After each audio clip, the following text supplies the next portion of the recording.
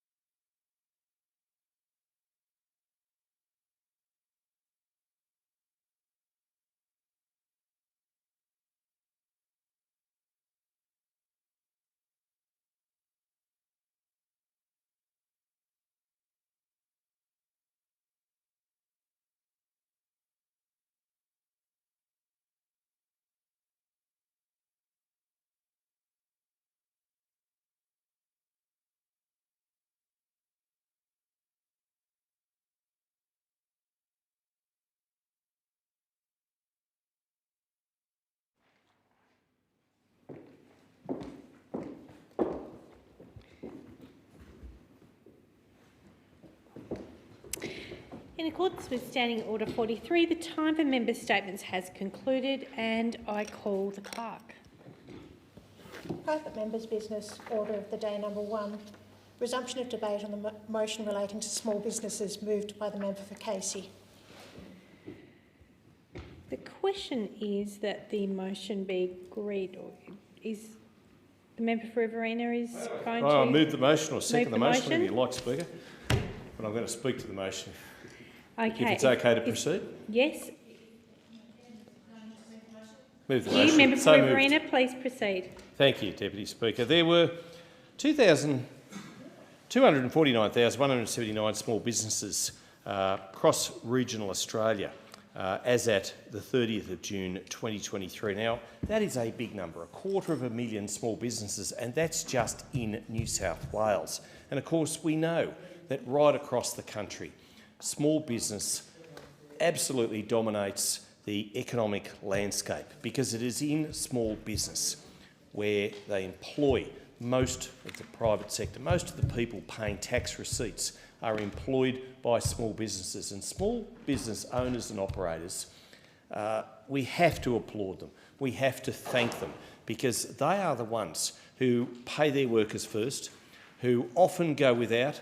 They go without pay in many instances. They go without holidays. They make sure that the lifeblood of the Australian economy endures. And I have to say that across my Riverina electorate, and all politics is local, the Riverina small businesses absolutely dominate because indeed they contribute, and these are just gross domestic product, $739 million by Blandshire, centred on West Wyalong. Take the figure for Coolum, it's $250 million. $250 million.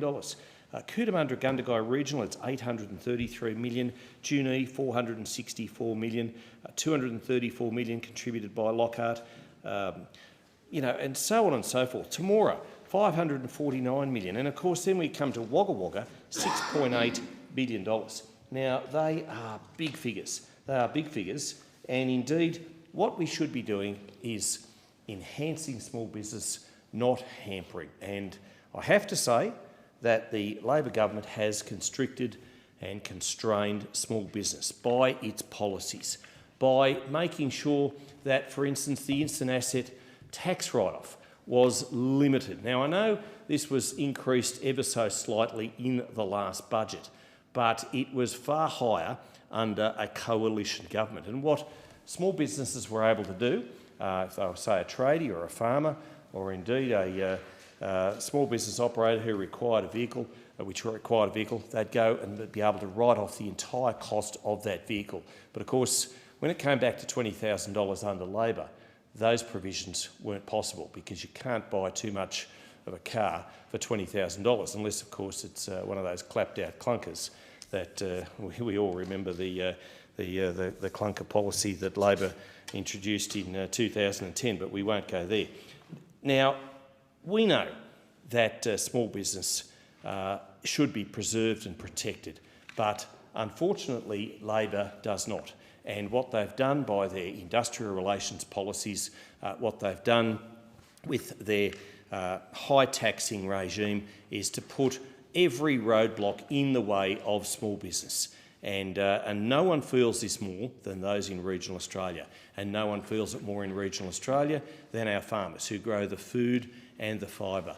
And you only have to look at last year's budget where the largest amount of money for agriculture, for that vital sector, was for $107 million for shutting down the live sheep trade. So there's Labor. What they're doing is they're paying more than $100 million to shut down a sector of small business owners and operators who will be here out the front tomorrow. And I really welcome those Labor members, if they're not prepared to address the rally, to go and at least listen to the rally, and particularly those West Australian Labor members. If they care about their constituents, if they care about small business, go and listen to what those small business owners and operators, particularly the Keep the Sheep farmers, have to say about Labor Party policies. Now, of the 2.5 million small businesses in Australia, 69% were in Greater Capital City area, 31% in a regional area. And I have to say, those that third of those or thereabouts in the regional areas, I'm proud of what they do. I'm proud of all small businesses. As a former small business minister, I'm proud of what they do. And what I would say to those small business owners and operators is have a look at the Australian Small Business and Family Enterprise Ombudsman's website as BIFIO. It is a website well worth going to, because no matter who's in government, there's something there for those small business owners and operators to help them get through the myriad of tax reform, to get through the myriad of legislation as far as IR is concerned. I thank the member for Riverina. The question is that the motion be agreed to, and I call the member for Lyons.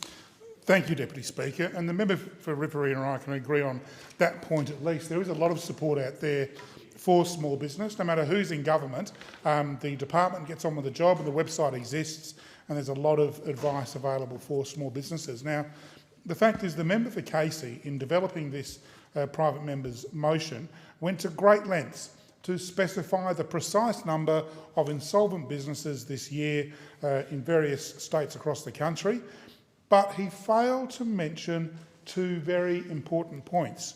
One, what these figures mean as a percentage of the total small businesses in each state, and two, the policies behind those figures. And Deputy Speaker, the member for Casey conveniently ignored these points because he knows that the proportion of insolvencies out of the total number of small businesses is below the long-term historical average under the Albanese Labor government. Let me repeat that, Deputy Speaker. Under the Albanese Labor government, the proportion of insolvencies out of the total number of small businesses is below the long-term historical average. So I'll leave it to those listening to speculate as to why the member for Casey would ignore two such important points.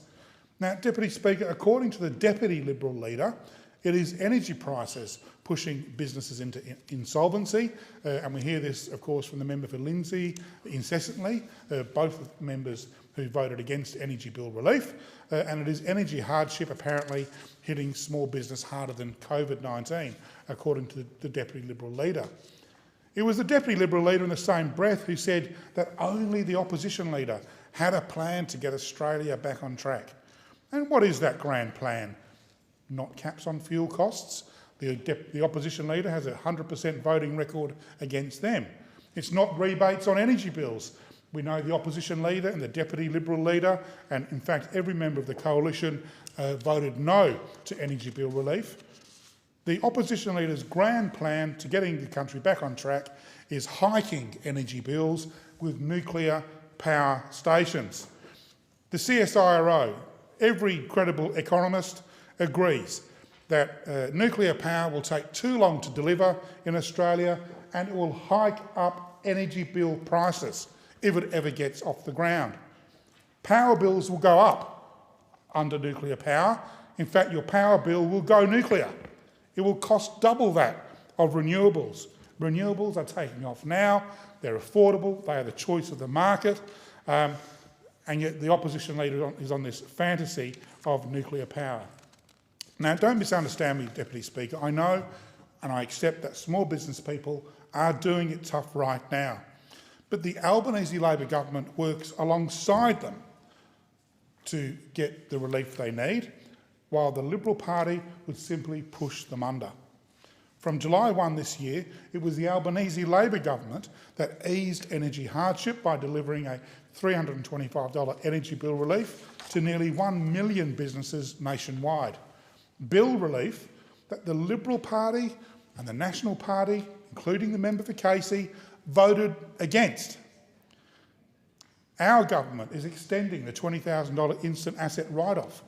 A small business, one that earns under $10 million, will be able to immediately deduct eligible assets costing less than $20,000 until June next year. And this is expected to save small businesses around $290 million. And the instant asset write-off was a Labor initiative. And when Tony Abbott became Prime Minister, he axed it.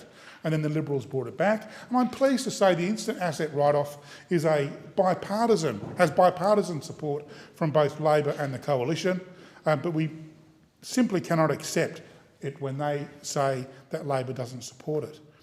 Now, I'll go to this quote, Deputy Speaker, that this instant asset write-off scheme allows, quote, allows businesses to invest in productivity, it allows them to invest in machinery that increases their performance, which keeps prices down for consumers, and it allows them to continue to grow, unquote. It's a great quote.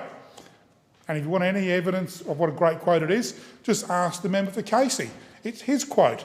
So here he is with a private member's motion before the House talking about the Labor government's approach to small business, and here he is quoted saying that he supports our plan for instant asset write-off. There's nearly 2.5 million small businesses across Australia and they employ nearly 5 million Australians, and the Albanese Labor government supports every single one of them. Thank you. Member's time has expired.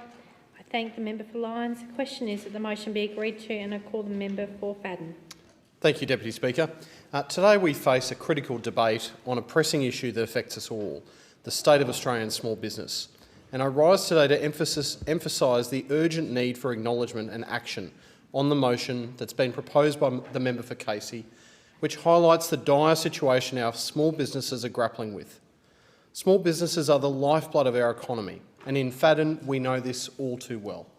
Our local businesses, whether it's the corner cafe that serves as a gathering place for our community, the family-owned store that's been a staple for generations, or the small, vibrant boutique that adds character to our streets, they are all crucial to our economy and to our way of life.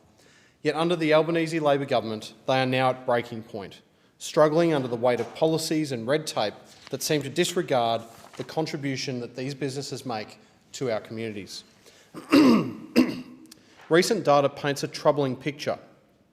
In the last financial year alone, Australia has seen an unprecedented number of business insolvencies. In Queensland alone, 2,036 businesses have succumbed to financial ruin.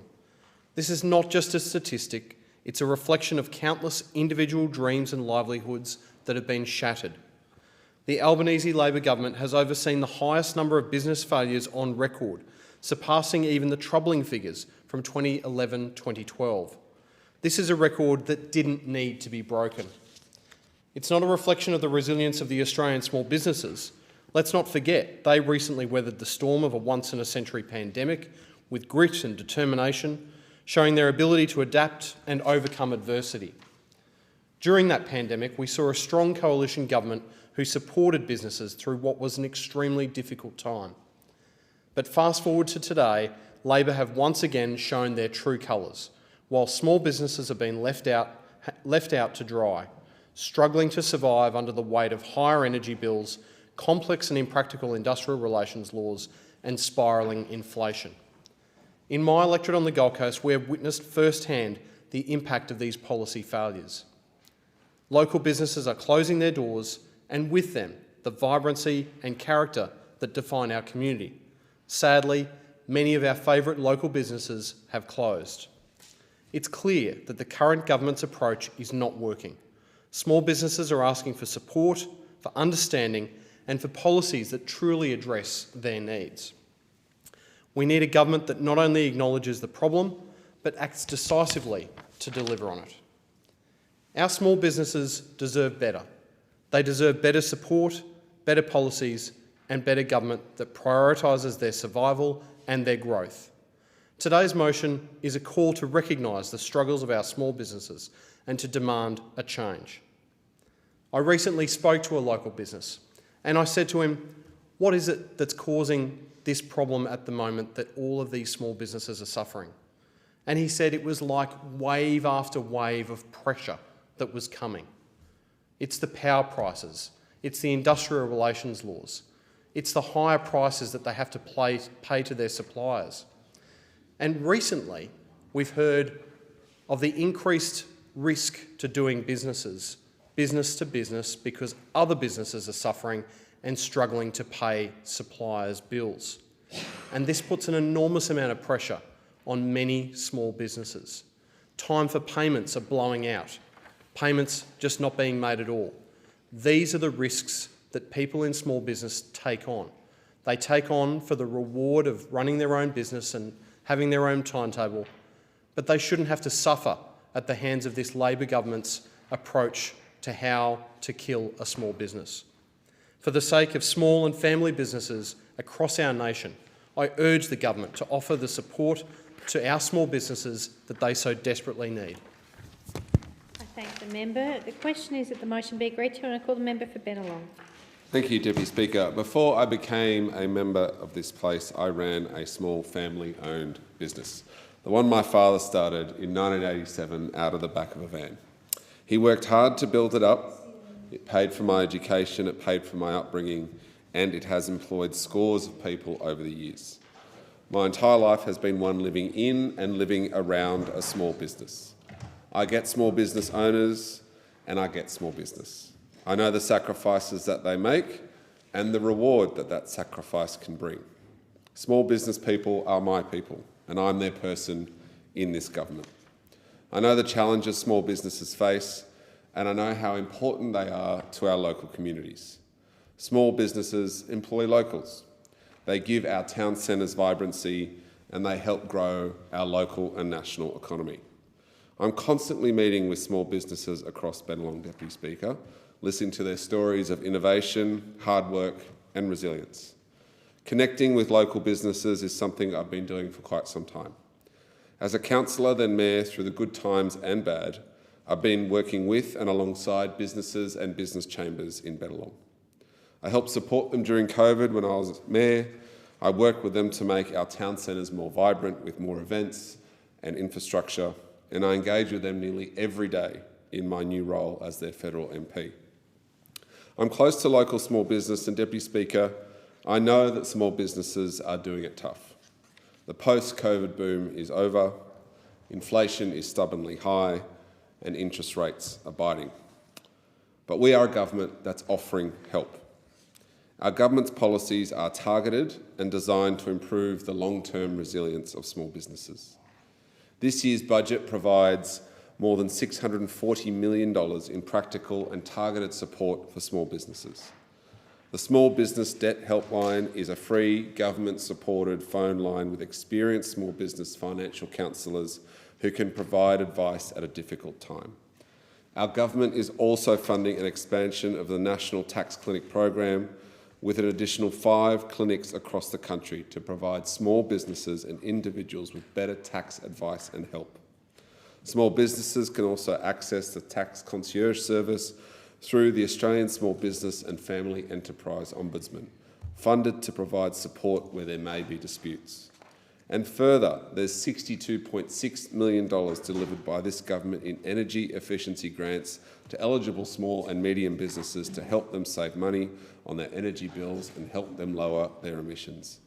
$18.6 million to help small businesses adapt and build resilience through digital technology, There was a 20% bonus tax deduction for employers who incurred costs to train and upskill their employees. There was 20% bonus tax deduction for small businesses who wanted to invest in technology and digital operations. We've changed the rules to make it easier for small businesses to have more access to Commonwealth procurement and for small businesses to be paid on time. And we've delivered energy relief to 1 million eligible small businesses across the country. And we've had to. Small businesses collectively employ more than 5 million Australians and contribute more than $500 billion to our nation's economy every year. Our job in government, every government's job, is to back our 2.5 million small businesses to ensure that they have the confidence and certainty going forward. We know that the number of corporate insolvencies has risen recently, and this is a concern for us all. With the unwinding of COVID-era relief, the number of corporate insolvencies is exceeding previous peaks. But despite that recent increase, ASIC data indicates that the level of corporate insolvencies as a proportion of total companies was 0.33% in 23-24, which is lower than the long-term historical average of 0.42%. Deputy Speaker, this government will continue to work alongside small businesses to monitor the economy and developments in this space and to provide support to small businesses as they navigate through these difficult times. Small businesses can have confidence that our government is committed to supporting them. As I said, I understand the challenges they face. I've grown up in a small business my entire life, and I'm part of a government that is taking action to support them. We're providing practical support, targeted investment, and sustainable policy to ensure that small businesses remain a major part of our economic growth and transition from small businesses to bigger ones. Thank the member. The question is that the motion be agreed to, and I call the member for Wentworth. Deputy Speaker, I want Australia to be the best place in the world to start and grow a business, and we can be.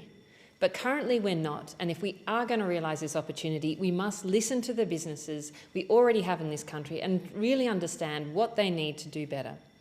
Because if you talk to the businesses, as I have recently in Wentworth, they talk to me and they talk about what makes them successful, because we've got a lot of great businesses that are doing well, and they say, look, to survive even, or to thrive, I need to focus on my customers, I need to focus on my suppliers, and I need to work with my team. And what they say to me constantly is that government needs to get out of the way or make it easy for me to do my job. And that's really what this parliament needs to do much, much better on, because frankly, businesses are having a hard time right now. Small businesses are having a disproportionately hard time right now, and we in this parliament are not doing enough to support them. We can see that in the data. We see that the number of insolvencies in Australia is higher than ever before, and of those that survived, we still see that almost half of small businesses are considering closing in the next 12 months. But we also see that in who is going into business, because we see that now that small businesses are only 30% of the economy, when back in 2006 they were 40% of the economy. And we see that the proportion of young people under 30 operating a small or family business has halved since 1976, and fewer people are seeing small businesses as a pathway for them for their careers.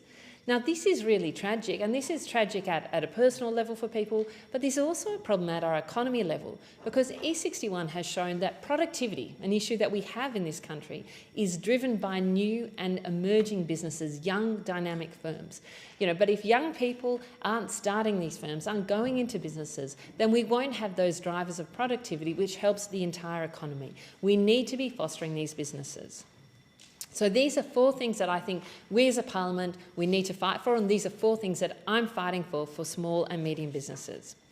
Firstly, we need better access to business finance to build the innovative businesses of tomorrow and back our Australian businesses.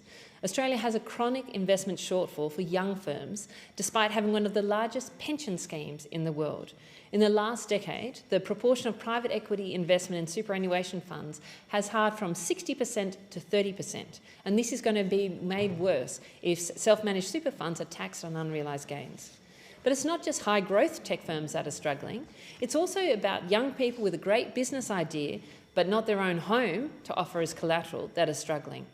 You know, when banks tell me that business lending is red hot right now, the data tells a different story. It shows that business lending is going to the bigger businesses. It is not going to the small and medium businesses that it needs to. Secondly, the award system has become far too complex and needs urgent streamlining. This is, most businesses are not, maliciously underpaying workers, in the small and medium businesses I've talked to, but frankly, they are struggling with the complexity of the award system. My niece came to me and asked me if she was being paid right as a cafe worker. It took me 20 minutes, and I've employed a lot of people in my time. We need to have a simplified award, and the government could be the government to lead on this. We need to take further steps to make it easy for people to employ people, and it make it easy for employers and employees to know if their pay is right. Thirdly, the government needs to be an ally of small businesses, and that means not an enemy. It means really looking at the regulatory settings to ensure that they're proportional and appropriate for small businesses. Government could also better use its own procurement practices to make sure that it doesn't procure from big businesses who aren't paying small businesses on time, as well as opening procurement more up to small businesses who are trying to get a leg into government procurement, but it's a very complex system. And lastly, we need to simplify and improve the tax system for small businesses. We need permanent tax supports in place that incentivise small businesses to invest and grow, rather than these annual politicking that we see each year around instant asset write-offs. We also need to harmonise or frankly remove payroll tax, because it hits businesses twice, both as a financial tax on each additional worker and also as an administrative tax due to the discrepancy across the different jurisdictions. The challenges of small business aren't new, but they are growing, and we in this parliament need to step up. And timidity from the major parties on these issues, whether it be tax, whether it means fundamentally making awards work for businesses and for employees, they need to step up on these key issues, and I will continue to push them. I thank the member. The question is that the motion be agreed to, and I call the member for Pearce. Thank you, Deputy Speaker. I rise today to address the critical issue of small businesses in Australia and the Albanese Labor government's unwavering commitment to their success. While we acknowledge the challenges faced by our small businesses, particularly in the wake of COVID-19, I must emphasise the remarkable resilience and entrepreneurial spirit that has emerged during these trying times. To competently address the allegations made by the member for Casey, we must put the current situation into perspective. The Commonwealth Bank's recent research reveals an inspiring trend. 1 in 3 Australians has started or plans to start a small business since the pandemic began. This entrepreneurial surge has been nothing short of remarkable, with new business entities increasing nearly 20% in the 2022 financial year alone. When we consider insolvencies as a proportion of the overall number of businesses, which has grown significantly, we are not at historical heights. In fact, we are not even back to pre-pandemic levels. I want to highlight the Albanese Labor government's comprehensive approach to supporting small businesses by demonstrating how this year's budget reflects our dedication, providing more than $640 million in practical and targeted support for small businesses. We have the instant asset write-off, in extent of $20,000 instant asset write-off until June 30th, 2025, providing $290 million in tax relief to help businesses invest and grow. The energy bill relief is delivering a $325 energy bill relief rebate for eligible small businesses, part of a $3.5 billion energy bill relief package. We are providing financial counselling and mental health support by committing $10.8 million to extend the Small Business Debt Hotline and the New Access for Small Business Owners programme. We are investing $25.3 million to strengthen the payment times reporting scheme, ensuring fair and timely payments to small businesses. We are providing $2.6 million in dispute resolution support for the Australian Small Business and Family Enterprise Ombudsman to help resolve disputes. We are investing $34.5 million in cybersecurity initiatives, programs like Cyber Wardens and the Small Business Cyber Resilience Service.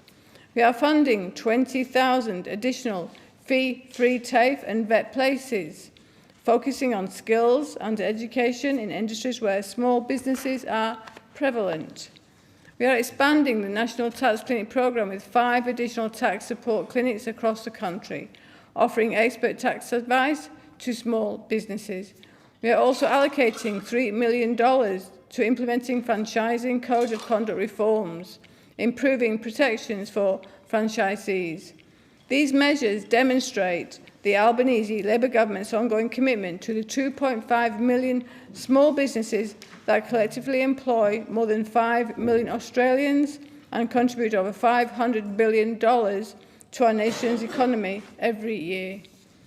Deputy Speaker, the Albanese Labor government understands that small businesses are the engine room of our economy. We are not just helping them survive, we are positioning them to thrive in a post-pandemic world.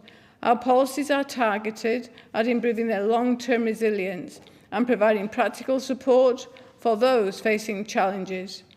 The entrepreneurial boom we have witnessed is a testament to the Australian spirit. It is our job to nurture this spirit and provide the right environment for it to flourish. That's exactly what we're doing with our comprehensive support package. The recovery isn't easy. The government is here to support small businesses every step of the way. We are helping them adapt, innovate and succeed. Our commitment to this sector remains unwavering, and we are confident that with the right support and policies, Australian small businesses will continue to be the backbone of our economy for many, many years to come. Deputy Speaker, the future of Australian small businesses is bright, and the Albanese Labor government is dedicated to ensuring they have every opportunity to reach their full potential. Thank you. I thank the member. There being no further speakers, the debate is adjourned, and the resumption of the debate was made in order for the next day, order for the day of the next sitting. And I call the clerk. Private members' business, notice number 6, relating to the gender pay gap, standing in the name of Ms Mascarenhas. And I call the member for Swan. I move the motion relating to the gender pay gap in the terms which it appears on the notice to paper. Continue. Do you want a second? Do I need a second? No, not at this point. You please continue. Okay, member for great. Swan. Cool. Awesome. Thank you, Deputy Speaker. The good news is the pay gap between men and women in Australia is shrinking. The motion I move today recognises the significant progress that the Albanese Labor government has made to address the gender pay gap, and in doing so, advancing the economic empowerment of Australian women. It comes despite the opposition's efforts to block and repeal many of Labor's measures. Labor is delivering better and more equal pay for Australian women. The gender pay gap represents more than just a number. It reflects a range of deeply ingrained structural barriers that women face in the workforce, barriers that restrict our earning potential, limit our career opportunities, and contribute to ongoing gender inequality. I recognise the connection between women's financial autonomy and their overall well-being. Financial independence is a key factor in ensuring a woman's safety and security, and it gives them the power to make choices about their lives and their future. Closing the gender pay gap is a key. When Labor came into government in 2022, we promised to close the gender pay gap between men and women, and we are making significant progress. Recent data from the Australian Bureau of Statistics shows that the gender pay gap is now the lowest on record. It fell from 14.1% in May 2022 to it now being 11.5%. That's significant. Under Labor, women's average weekly earnings have increased by $173. This isn't by chance, it's deliberate by design. It's the result of real action, taking bold steps to break down barriers and make real progress. We've banned pay secrecy clauses, we've reformed the bargaining system, we've enforced transparent pay gap reporting, and we've delivered pay increases for aged care and childcare workers, a predominantly feminised industry. Our efforts to lift wages in sectors like aged care and childcare, which are dominated by women, are absolutely helping. We've funded a 15% wage increase for early childhood educators and care workers. This is a largely female workforce which have been for far too long underpaid for the essential work that they do. We've also introduced better and fairer tax cuts. Labor's tax cuts have put more money in the pockets of 90% of working women.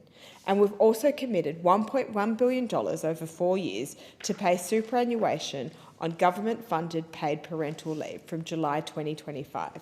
This will ensure that women do not fall further behind than their male counterparts in securing their financial future simply because they took time out of the workforce to care for families.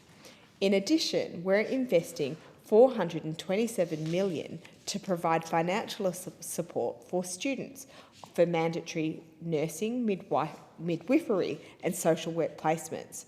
These are mostly staffed by women, and by reducing the financial burden on them to do their placements, we are making it financially easier and fairer for women to complete these important qualifications. We're also expanding paid parental leave to 26 weeks by July 2026, giving families more flexibility and more choice. We are working hard to increase women's participation in science, technology, engineering and maths by investing $38 million over 8 years to foster a more diverse and skilled STEM workforce. We're also allocating $55 million over 4 years to establish the Building Women's Career Program. By supporting women's progression in leadership roles, we are ensuring that women indeed have a seat at the decision-making table. It, in its total, is a comprehensive plan that is driving progress and demonstrates that women are at the heart of Labor's economic plan. I commend the government for its ongoing commitment to improving the lives of Australian women to make it fairer and more equal. This progress benefits everyone, not just women. It's good for men, it's good for families, it's good for the economy and our entire community. It's good news, but we know that the work is far from over. I thank the member for Swan. Is the motion seconded? I second the motion and reserve my right to speak. I thank the member. The question is that the motion be agreed to, and I call the member for Hughes. Thank you, Deputy Speaker. I rise to speak on this issue in relation to the gender pay gap. And I want to first of all acknowledge that data released by the ABS recently does show the national gender pay gap is the lowest on record. It's now fallen, based on those statistics, to 11.5%. So this is good news. And since being elected Deputy Speaker, I've spoken on many occasions about the need for the government to do more for women, particularly on paid parental leave. And that is why I am very pleased that the government has now agreed to including superannuation, for example, on government-funded paid parental leave from the 1st of July 2025. And similarly, and that was supported by those on my side, and similarly the expansion of paid parental leave with access to up to 26 weeks of leave by July 2026 is similarly a measure that's been supported by the coalition, and it is to be commended, because, Deputy Speaker, for far too many years now, women have been financially punished for the intrinsic role that they have in bearing children. And these are some measures that will go some way to assisting women with both the gender pay gap, but also the disparity that is there in women's average superannuation balances compared to Australian men. And women currently sit at about 2/3 of the superannuation balance that males have, and this is particularly concerning where it is recognised that women also tend to live for a lot longer as well. So we are now in a situation, I think this is at a crisis point. I think that we're now in a situation where we need to be pulling out everything we can to help women with their increase their superannuation balances to ensure their security into retirement. And this then moves into a space where the government has significantly failed, Deputy Speaker, and continues to fail women and Australians overall, and that is on housing. In March 2022, this Prime Minister went into the election and said that mortgages and rents would be cheaper under Labor, and that is simply not the case. After 2.5 years, it is not the case. In fact, the average Australian mortgage holder has paid $35,000 more in interest than they were paying 2.5 years ago. And the impact of the housing crisis is particularly costing Australian women, Deputy Speaker. I just had a look at a study that was done by the Australian Housing and Urban Research Institute recently, and it revealed a couple of points that I'll just very quickly summarise. Women are less likely to be able to save for a deposit on a home, and those who do manage, it takes far longer for them. On average, it takes a year longer for a single woman to save for a deposit than it does for a single Australian man. So therefore, women are far less likely to own a home to support them into retirement. And also, older women are paying off a mortgage experience much higher levels of stress than their male peers, obviously impacting both their health and well-being, and places further demands on our health system. Most severely, as housing does become less affordable, the number of women experiencing homelessness continues to rise, with the rate of increase for women being much higher than the rate of men. And in that space, Deputy Speaker, women over the age of 55 in Australia are now the fastest growing demographic of homeless Australians. This is something that needs to be addressed urgently, and there are measures that this government could put in place that would help to achieve that. For example, home ownership is shown to be one of the greatest safeguards and one of the best ways to improve quality of life into retirement. That is why it is mind-blowing that the Labor government won't allow women the choice to be able to withdraw their superannuation, if they so wish, to be able to purchase a home. And it is really, it is significantly impacting women, particularly older women over the age of 55 and 60 who maybe have experienced a divorce, and then they are unable, with the proceeds from the family law settlement, to be able to buy their own home. That's why the Coalition supports this very sensible policy, and I'd call on the Labor government to also support this if they are in fact serious about women. The member's time has expired. The question is that the motion be agreed to, and I call the member for Dunkley. Thank you, Deputy Speaker. I'm very pleased to speak on this private member's bill relating to the gender pay gap, moved by my friend and office neighbour, the member for Swan. And isn't it just excellent news that the national gender pay gap continues to fall under this government and has fallen to the lowest on record, some 11.5%. It's no coincidence that this has occurred underneath the Albanese Labor government.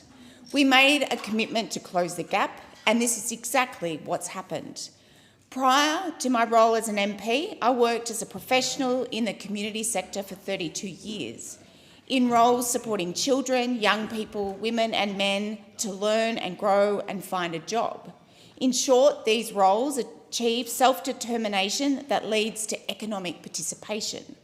I've held these roles at a national, state and local level, and I recently have spent the better part of the last decade working with women who are experiencing economic hardship due to domestic, family and sexual violence or an acrimonious separation.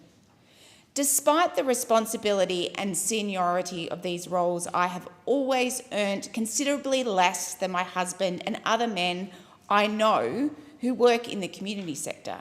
It frustrated me greatly and made me feel my work and that of my female colleagues was not valued. This government has taken real action to drive down the gender pay gap. An extra 510,000 women are now in jobs since the Albanese government came to office, with 60% of these jobs full-time. Women's average weekly earnings have increased by $173 a week since May 2022. We've also modernised the bargaining system, enforcing gender pay gap reporting and, importantly, delivering substantial pay rises for aged care and childcare workers. These are heavily female-dominated industries, and these workers absolutely deserve the pay rise they are getting. And the best part is, this is not only good for women, but also good for the economy. The Women's Economic Equality Task Force report, led by the Minister for Women, Katie Gallagher, identified that Australia loses $28 billion per annum due to women being underemployed or unemployed. That is why closing the gender pay gap is a key ambition for Working for Women, a strategy for gender equality, which outlines the Australian government's vision for gender equality, an Australia where people are treated with respect, have choices and have access to resources and equal outcomes no matter their gender. Alongside reducing the gender pay, another key part of continuing to progress gender equality is the development of a 10-year national plan to end gendered violence. The national plan, the first ever, will work to end domestic and family violence against women and children in a generation. This investment includes a range of measures that work to mitigate the impact that domestic, family and sexual violence have on women and their safety, self-determination and financial independence. I want to commend the Albanese government, my colleagues and peers, for focusing on women in their economic plan. Women are the heart of Labor's economic plan. That is loud and clear. This is good for women. This is good for men, for children, good for the community and good for the economy. I thank the member. The question is that the motion be agreed to. I call the member for Moncrief. Thank you, Deputy Speaker. The Coalition supports women's economic security, and the Coalition has always supported women's economic security. When we were in government, we delivered more than $5.5 billion in funding for women through our women's budget statements. And our policies boosted workforce participation to record levels, reduced the gender pay gap and empowered more women to run their own businesses. And that's really important because that's income. And we continue to support the closing of the gender pay gap. We welcome the first annual release of gender pay gap data from Corporate Australia this year from the Workplace Gender Equality Agency, and we put corporates on notice. They need to be doing more than just talking the talk, and we don't need to see more morning teas and cupcakes with pink icing. What we need is real policies to promote and support women across Australia. They were happy to spend time and money on social policies such as The Voice, that is those opposite, the Voice campaign, but are they willing to do the same to reduce the gender pay gap for good? And it's so important that we not only close the gender pay gap, but that we also close the superannuation gap. And far too many women are being left behind, Madam Deputy Speaker, with less in their superannuation balances in retirement when compared to their male counterparts. And we hear it time and time and time again.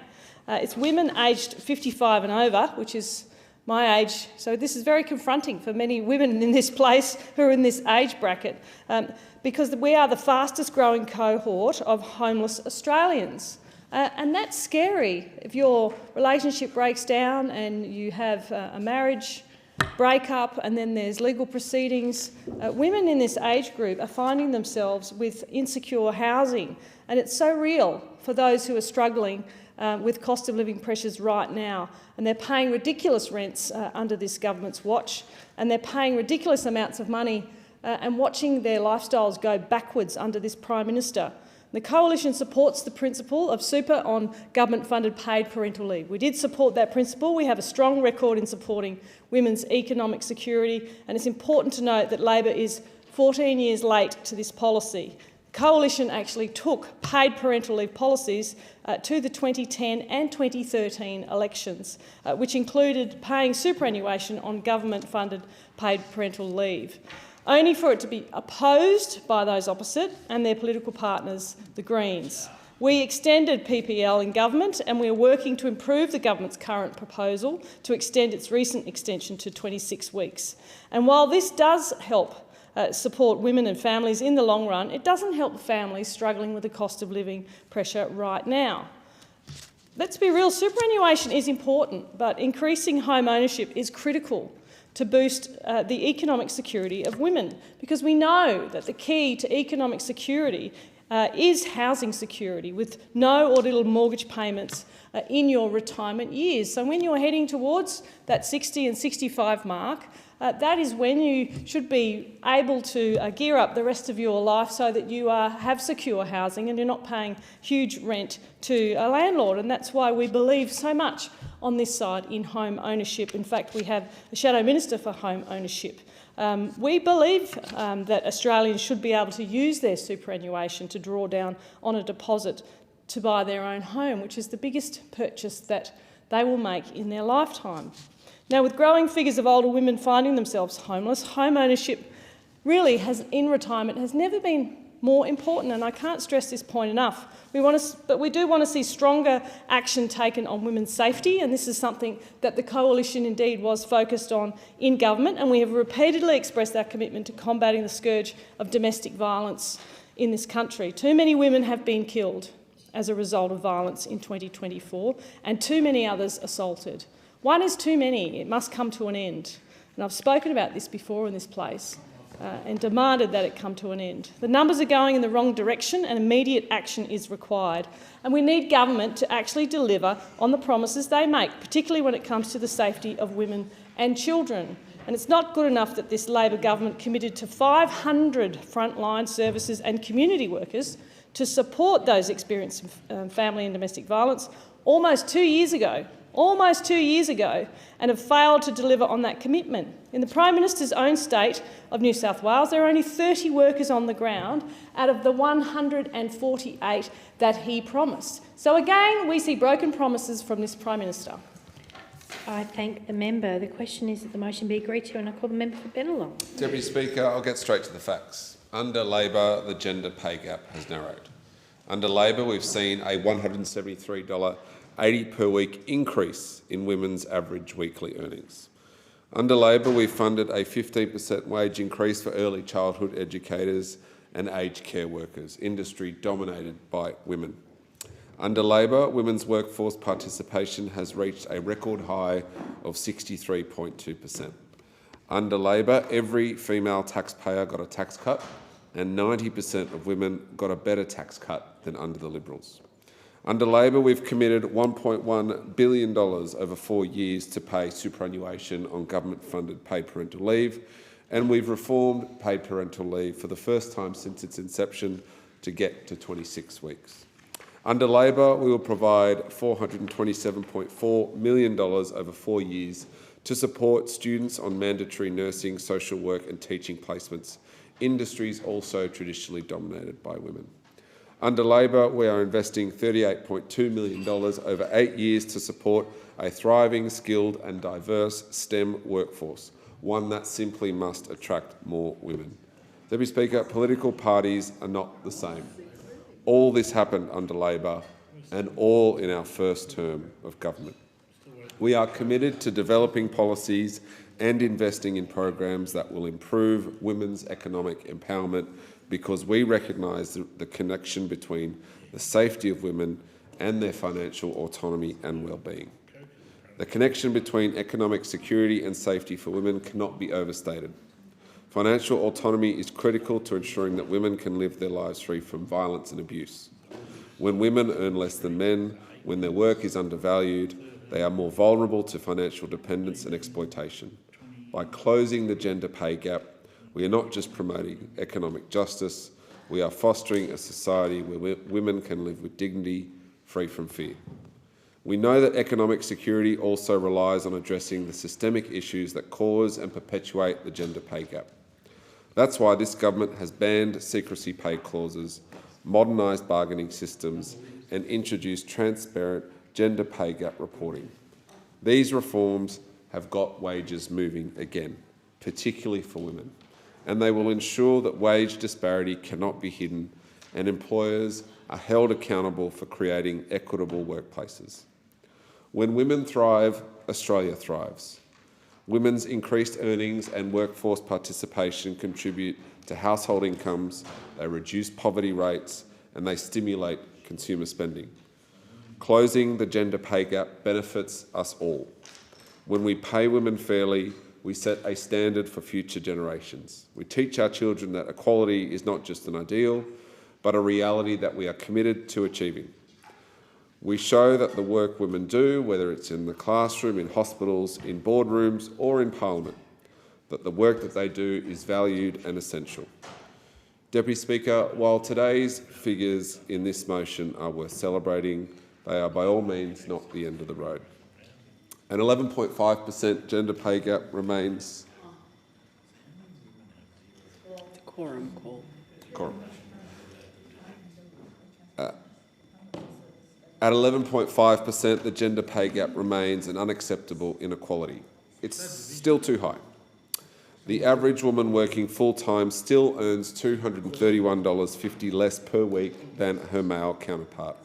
That's over $12,000 less per year, an amount that affects her ability to save for retirement, pay off her mortgage, or support her family.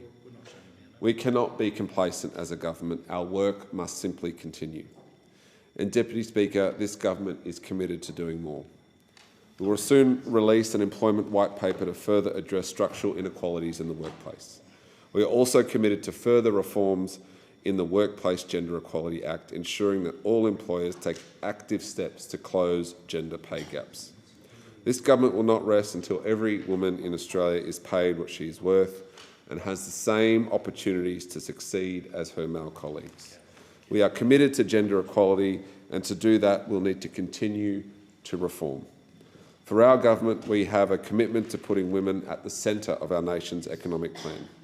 We want to make the lives of Australian women safer, fairer and more equal. Deputy Speaker, as we reflect on the progress, we must recognise that progress does not happen by accident. The gender pay gap has fallen to its lowest on record, but we still have much more to do. The question is that the motion be agreed to.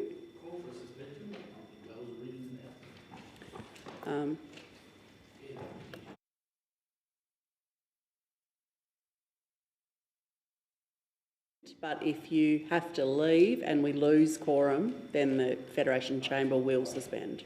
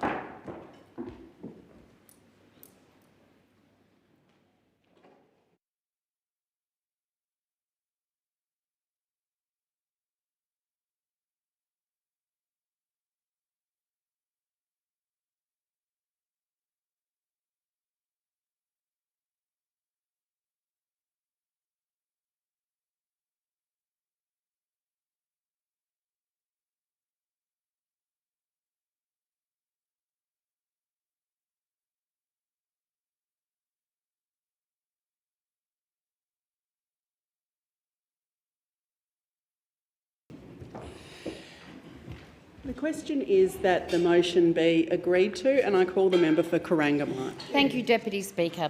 To build an economy that truly works for everyone, we must ensure it works for women.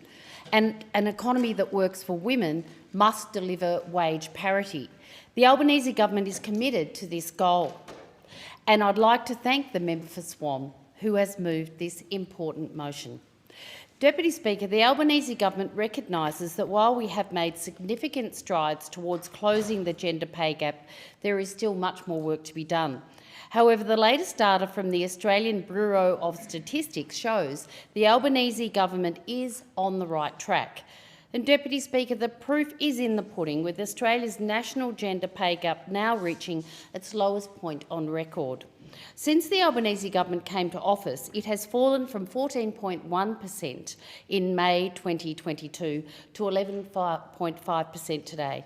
That's no fluke. It's no coincidence. It's because our government has taken action to ban pay secrecy clauses, modernise the bargaining system, enforce transparent gender pay gap reporting and deliver pay rises for aged care and early childhood educators. In my electorate of Corangamite, early years educators and amazing United Workers Union advocate Rayleigh Fetchner told my office the pay rise for early years educators will be an absolute game changer. She said, "It's a good move. Some educators are working 2 to 3 jobs, and with this pay rise, they will have a much better work-life balance." Deputy Speaker, for this feminised sector, which is facing worker shortages, this significant pay rise is meaningful progress, and it will put a dent in the gender pay gap. It will mean more mums who are working as early childhood educators will be better rewarded for the incredible work they do. And more than that, soon-to-be mums will now have access to 26 weeks of paid maternity leave by July 2026 under our government. And on top of that, women will also be paid superannuation on paid parental leave. Not just women, but it will make that difference to the gender pay gap. Deputy Speaker, we're investing $1.1 billion over 4 years to make this a reality. This Labor government is doing this because we understand that families cannot always afford or access formal caregiving childcare, elder care or home care. For those families, women often are the ones to step up. And when women step up, they usually reduce their working hours, leave the workforce or juggle multiple jobs, both paid and unpaid. That's why we're expanding paid parental leave. It's why we're boosting wages for feminised workforces. And it's why we'll pay super on paid parental leave. Deputy Speaker, these measures will go a long way to closing the gender pay gap, and as a result, women can have greater confidence in having a family and returning to work in a timely way. A way that enables women to have a family if they choose, build a career, boost their super and continue to earn a good wage. And on women's wages, Deputy Speaker, since we came to government, women's average weekly earnings have increased by more than $173. We've secured record pay rises for women on award wages, fixed the bargaining system to get wages moving in feminised industries, and changed workplace laws to put gender equity at the heart of the Fair Work Commission's decision-making. This is despite the opposition opposing almost every single one of our measures. At the same time as the gap has narrowed, an extra 510,000 women are now in jobs since the Albanese government came to office, with 60% of these jobs full-time. We're also delivering a bigger tax cut for 90% of Australian women taxpayers, much bigger than the former coalition government had promised. In closing, Deputy Speaker, closing the gender pay gap is not only a moral imperative, it also means there will be a larger pool of workers to fill jobs and grow our economy. Ensuring fair pay and equal opportunities for women strengthens our economy and enriches our society. Because when women do well, we all do well. Thank you. There being no further speakers, the debate is adjourned and the resumption of the debate will be made an order of the day for the next sitting, and I call the clerk. Private members' notice number 7 relating to the Honourable Steele Hall, standing in the name of Mr Passon. Just before I call the member for Barker, I would like to acknowledge and welcome the Honourable Joan Hall, who is joining us in the Visitors Gallery today, and I call the member for Barker. Thank you, Madam Deputy Speaker. Madam Deputy Speaker, I move the motion relating to the Honourable Steele Hall in the terms in which it appears on the notice paper. Friends, I stand here today to pay tribute to a remarkable Australian. Steele Hall was the 36th Premier of South Australia, serving in that role between 1968 and 1970. After which he entered the federal parliament as a senator for South Australia, serving in that role between 1974 and 1977, and then, remarkably, as the member for Boothby between the years of 1981 and 1996. Still Hall is the only Australian to have served as a Premier of a state, as well as a member of 3 legislatures.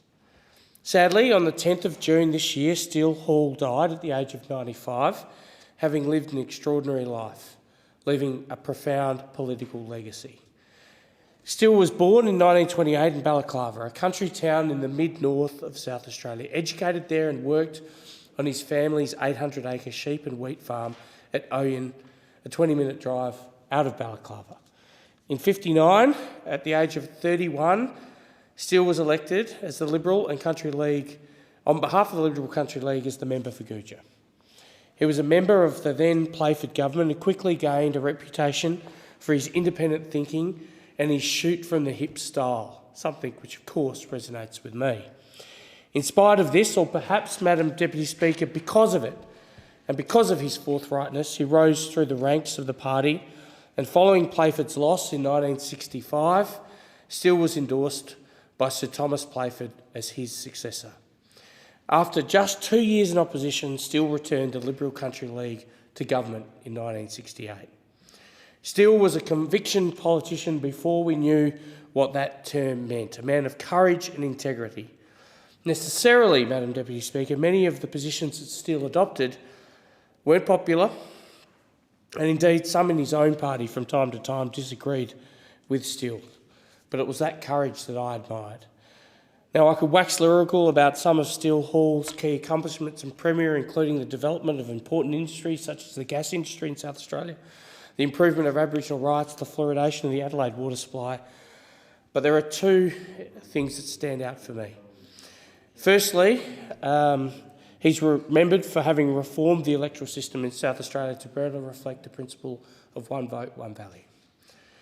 Inequitable electoral boundaries, commonly known as the playmander, had greatly advantaged the Liberal and Country League over previous decades. Still's introduction of electoral reforms jeopardised his own prospects of retaining the premiership, but nonetheless he was committed to the principle of democratic electoral fairness and for working for the greater good of the South Australian economy. It goes without saying that the introduction of these reforms were a major reason of his defeat in 1970. The second issue, of course, was his support for the proposal of the Dartmouth Dam, a decision which was ultimately right, albeit unpopular at the time, and it typified Still's unrelenting pursuit of the state and national interest. Now, 2 years later, after many combative episodes within the Liberal and Country League, headstrong Still splintered from the party and set up the Liberal movement and was elected to the Senate under that standard in 1974. He then quit the Senate 3 years later to unsuccessfully contest the federal lower house seat of Hawker, but by 1981 he was back in Liberal ranks, returning as the member for Boothby in Adelaide South, holding that seat through to 1996. And I acknowledge the current member for Boothby who's joined us today. At a Liberal Party function in Adelaide just last week, the Honourable John Howard, while reflecting on the life of Still Hall, described him as reformative and transformative. That, friends, is high praise from the greatest living Liberal. His political life and legacy was anything but lacklustre. His contribution to South Australia was enormous, his capacity for debate legendary, his intellect and competitive energy unrivalled. His close friend and former political advisor, Sir Linton Crosby AO, described Still as a principled maverick, a man from the plains, a farmer, a politician, and above all, a man of integrity and strength. Plain speaking, plain values. Oh, Madam Speaker, for some of those plain speaking, strong values today in this place, a place he's familiar with, of course. I offer my heartfelt condolences to his wife Joan, who's here today. Herself a former member of the South Australian Parliament, serving as the member for Coles and subsequently Morialta, and a Minister for Youth and Employment, Minister for Tourism, and Still 6 children and grandchildren. Thank you, Still, for your service to South Australia and to the nation. Vale, Still Hall. Is there a seconder for the motion? I second the motion and reserve my right. The question is that the motion be agreed to, and I call the member for Adelaide. Thank you, Deputy Speaker. Deputy Speaker, I'd like to congratulate the member for Barker for moving this motion about a very great Australian. As members may be aware, a state memorial service to celebrate the life of Mr Still Hall was held on the 1st of July at the Adelaide Festival Centre, hosted by the Government of SA. The the State Memorial Service honoured Mr Hall's life and his contribution to South Australian politics.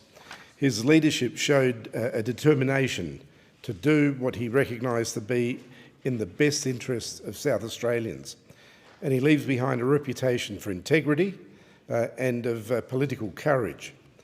By introducing landmark legislation that changed the way voters were weighted during elections, he reformed the state's electoral system. Other significant reforms and actions under his leadership were in areas including abortion access, Aboriginal affairs and the state's natural gas industry, and his opposition to a dam at Chowilla in the Murray-Darling Basin. Switching from state politics to federal politics in 1974, Mr Hall was elected to the Senate, where he served until 1977 and was the member for Boothby in the House of Representatives from 1981 to 1996. And with a parliamentary career spanning more than 33 years, Mr Hall was the only Australian to serve as Premier of a state, as well as the member for 3 legislatures, and was the leader of 2 political parties, one of which he founded. And it's fitting that Mr Hall's State Memorial Service was held at the Adelaide Festival Centre. It is almost impossible to imagine Adelaide without this iconic building, which was the first of its kind in Australia, finished almost 6 months earlier than the Sydney Opera House. When potential sites for Adelaide's top-tier performance venue were first discussed in the mid-60s, discussion centred around the location in North Adelaide at the old Benithan family estate, Carclew, on Montefiore Hill. However, the then Premier, Still Hall, took an official visit to the UK, during which he visited the Royal Festival Hall on the banks of the Thames. And I'm told that in this moment, Premier Hall envisaged a world-class riverfront theatre with breathtaking views of Adelaide's waterfront vista. By the time Premier Hall left office, a new site had been selected on the former Adelaide Baths on the River Torrens banks, with the incoming government of then Don Dunstan continuing the project, which has resulted in the magnificent Adelaide Festival Centre site as we see it today. The view from the Festival Centre down the sloping lawns of Elder Park, across the river to Adelaide Oval and St Peter's Cathedral are now forever part of the proud remains of a legacy that Still Hall left to South Australians, who he served diligently and with distinction. And in 1988, we saw his courage in crossing the floor to vote against his own party leader, whose proposal to make race a determinant in migrant intake. Mr Hall found both personally repugnant and dangerously corrosive to Australian society. After Mr Hall retired as member for Boothby, ahead of the 1996 election, a journalist asked him to sum up his time in politics, and he replied, perhaps with a hint of well-earned pride, "I do not have a record which is wimpish or weak." A pointed statement. Mr Hall, of course, is survived by his beautiful wife, Joan Hall, who's here with us today, who also served in the State Parliament as the member for Coles, now Morialta. Joan and her 6 children, 6 grandchildren, our heartfelt condolences go out to the family, and may he rest in peace. The question is that the motion be agreed to, and I call the member for Sturt.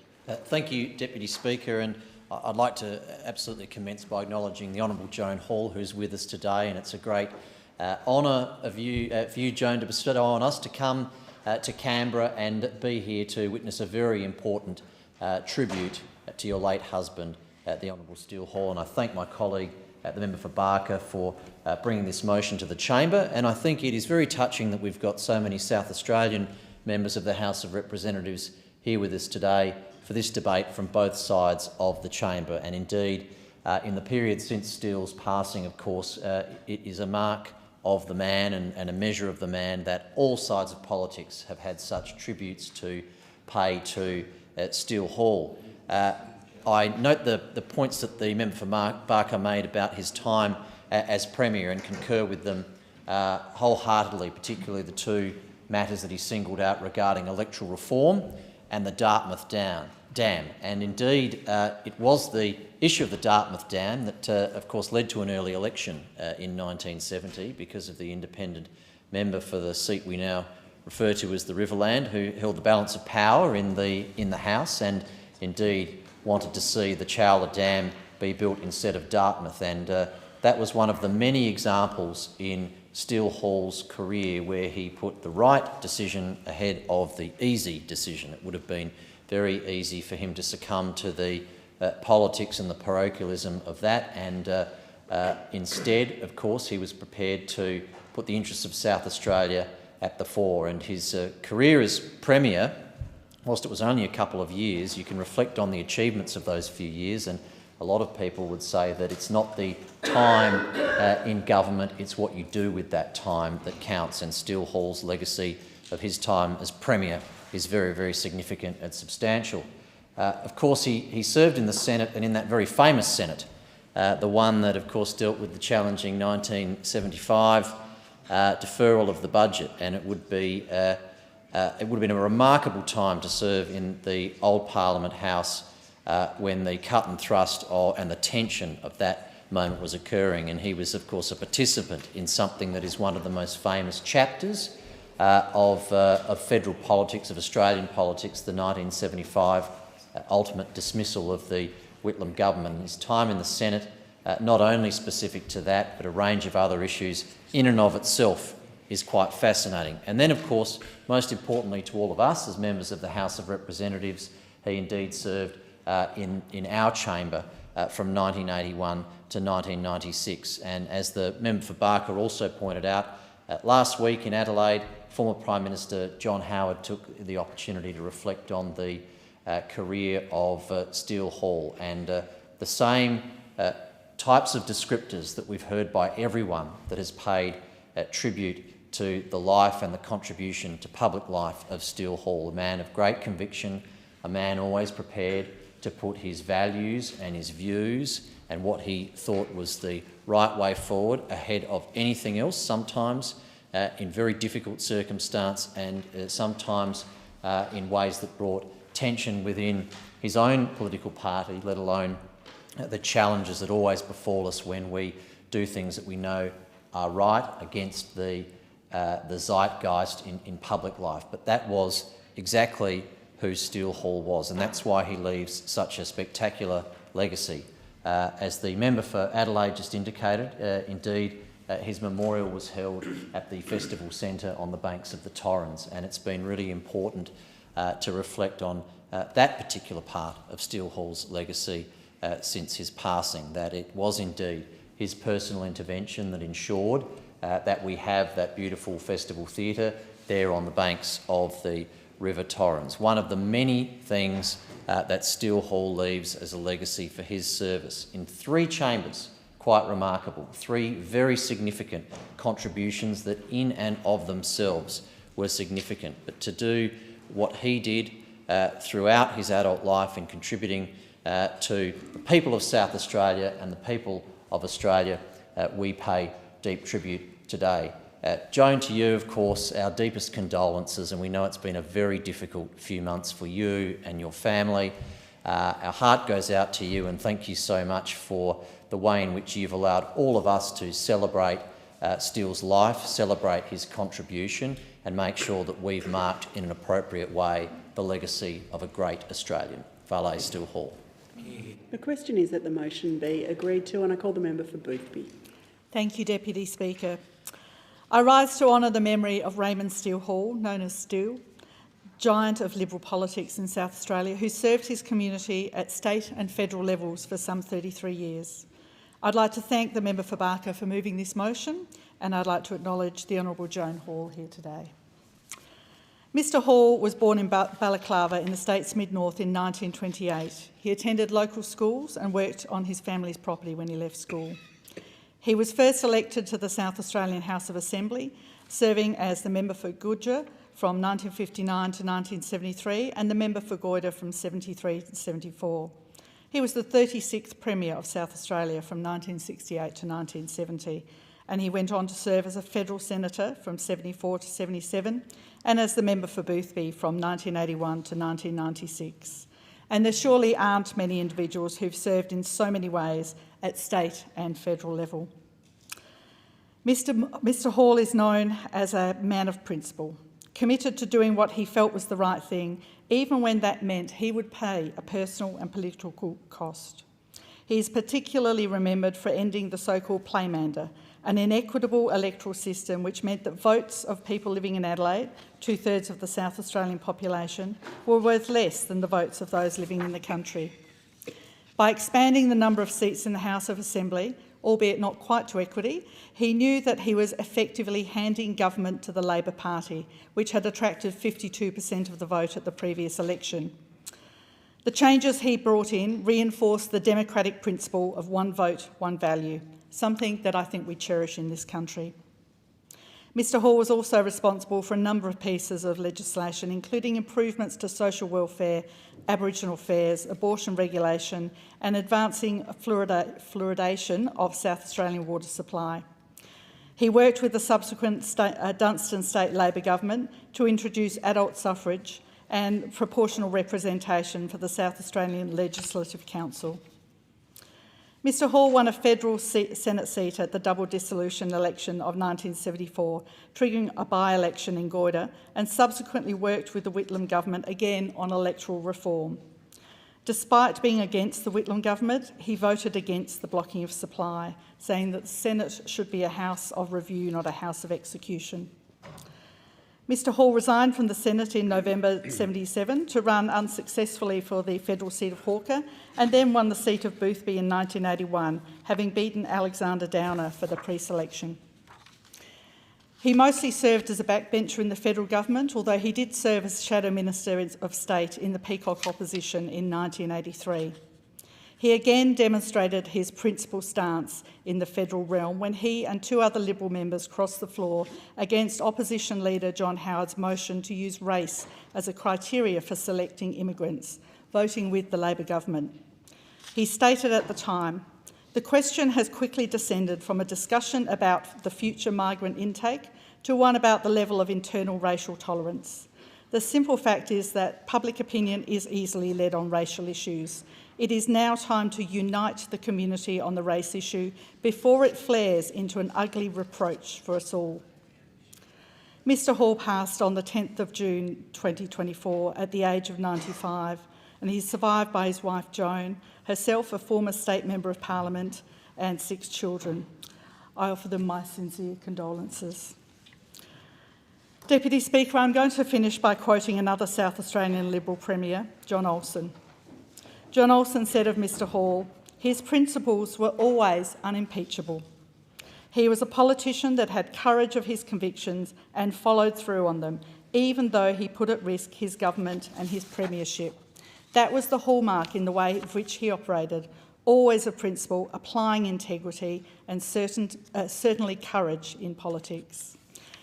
Deputy Speaker, Mrs Hall, this is truly a life well lived, and Mr Hall's outstanding service to the community is to be much admired. May he rest in peace. The question is that the motion be agreed to, and I call the member for Grey. Thank you, Madam Deputy Speaker, and let me thank the member for Barker for bringing this motion forward. And from the outset, recognise Joan Hall in the chamber, as my colleagues have done. Welcome, Joan, and extend Minor Teresa's condolences to your family. As we've heard, Steele was born in Balaclava in 1928 and he worked on the family farm at nearby Owen. Nowadays, Madam Deputy Speaker, in the wonderful electorate of Grey. He was elected to the seat of Guja, as has been said, in 1959, became Leader of the Opposition in 1965, following the retirement of Sir Thomas Playford on the eve of the election in 1965, which was subsequently lost to the Labor Party. But then he was elected Premier in 1968 in a wonderful turnaround for the Liberal Party, and distinguished himself as a statesman as opposed to a political animal when he undertook the reforms of the electoral system, removing the previous bias which allowed for much lower populations in country seats, knowing full well it was likely to lead to the defeat at the next election. That's a man that was prepared to sacrifice power on a matter of principle and fairness, and I think in itself, that alone is a very telling story of Steele Hall. But the reforms were not the only reason that Steele Hall lost the 1970 election, and as has been mentioned, his term as Premier was cut short by the loss of the support of the independent Tommy Stott over the proposed Chawilla Dam.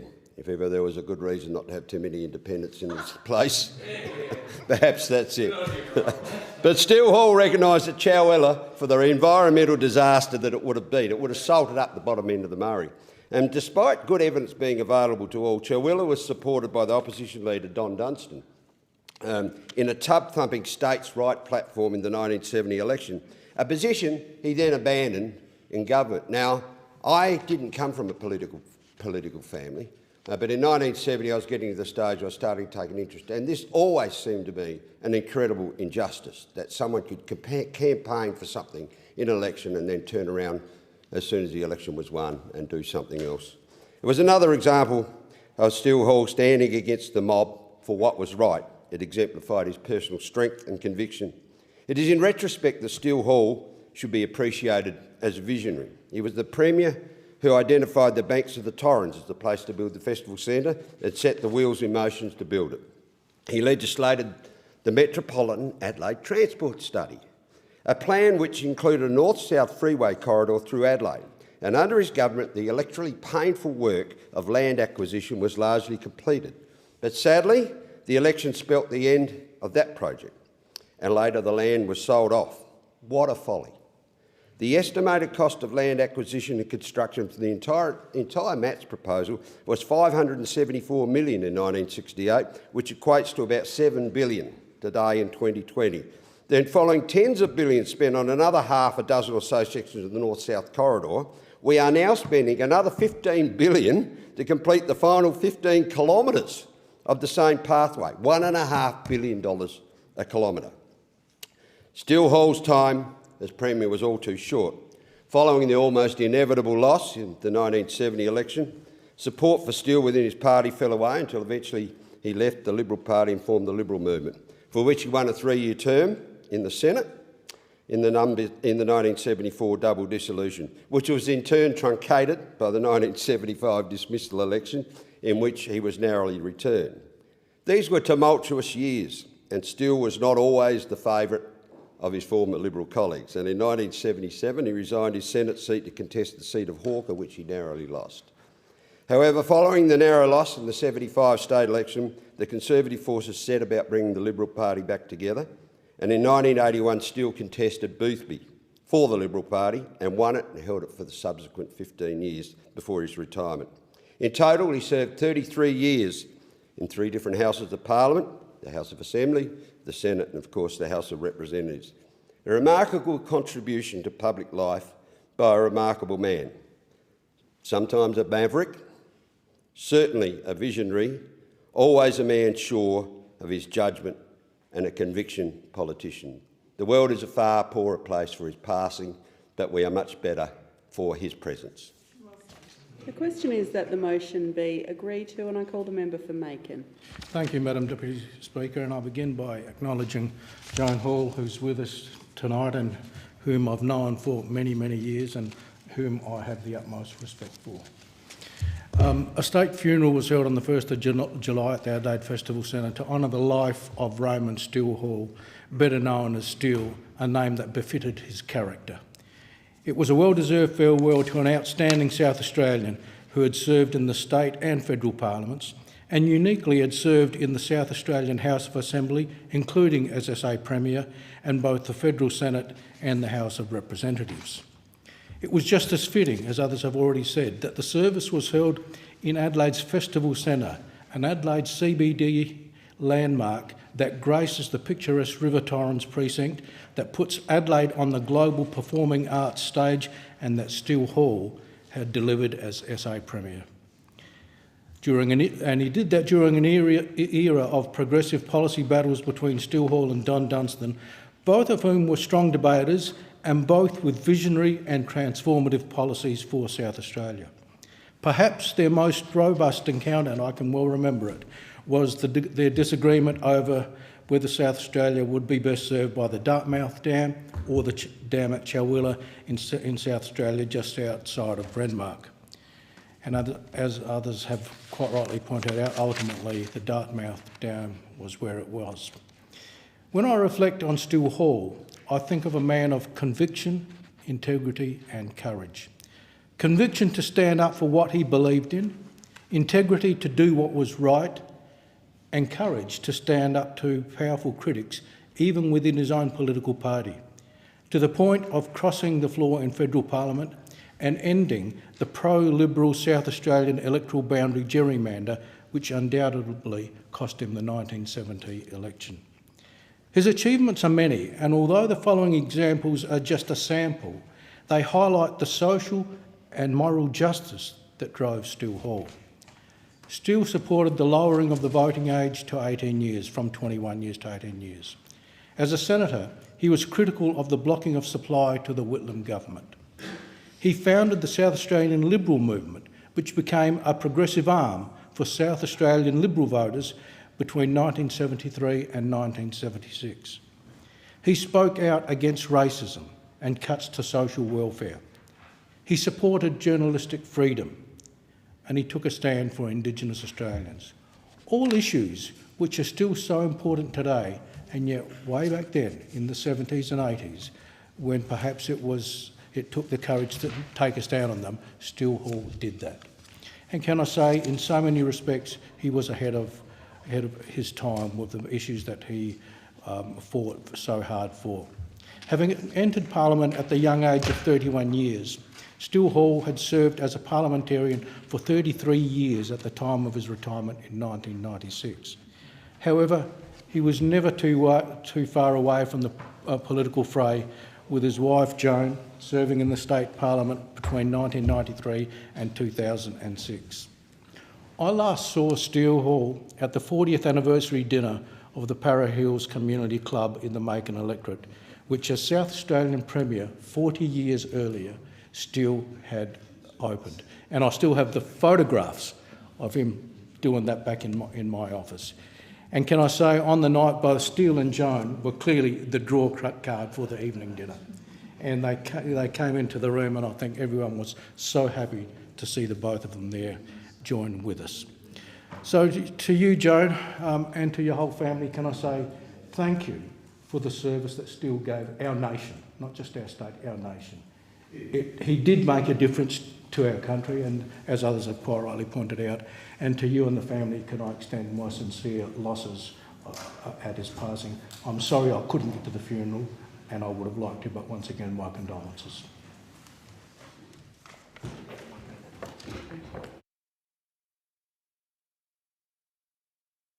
Member for Berowra. Deputy Speaker, as the token New South Welsh person in this debate, I wanted to join others in honouring a great South Australian and to acknowledge the presence of Joan Hall here in the House today. South Australia has played an outsized role in this Parliament. It's produced some of our greatest characters and our greatest contributors since Federation, and Still Hall was one of those people.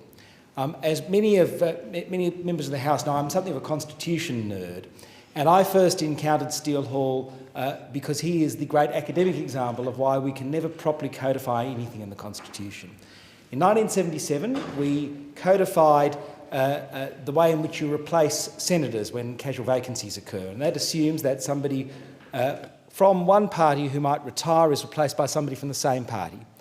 Almost as soon as that had happened, Steele himself left the Parliament, but his party had ceased to exist, and so a new convention was made. I think other speakers have covered many of his other great contributions, but I wanted to add that, and I wanted to add my condolences to Joan and all those who admired a great Australian. Well said, John.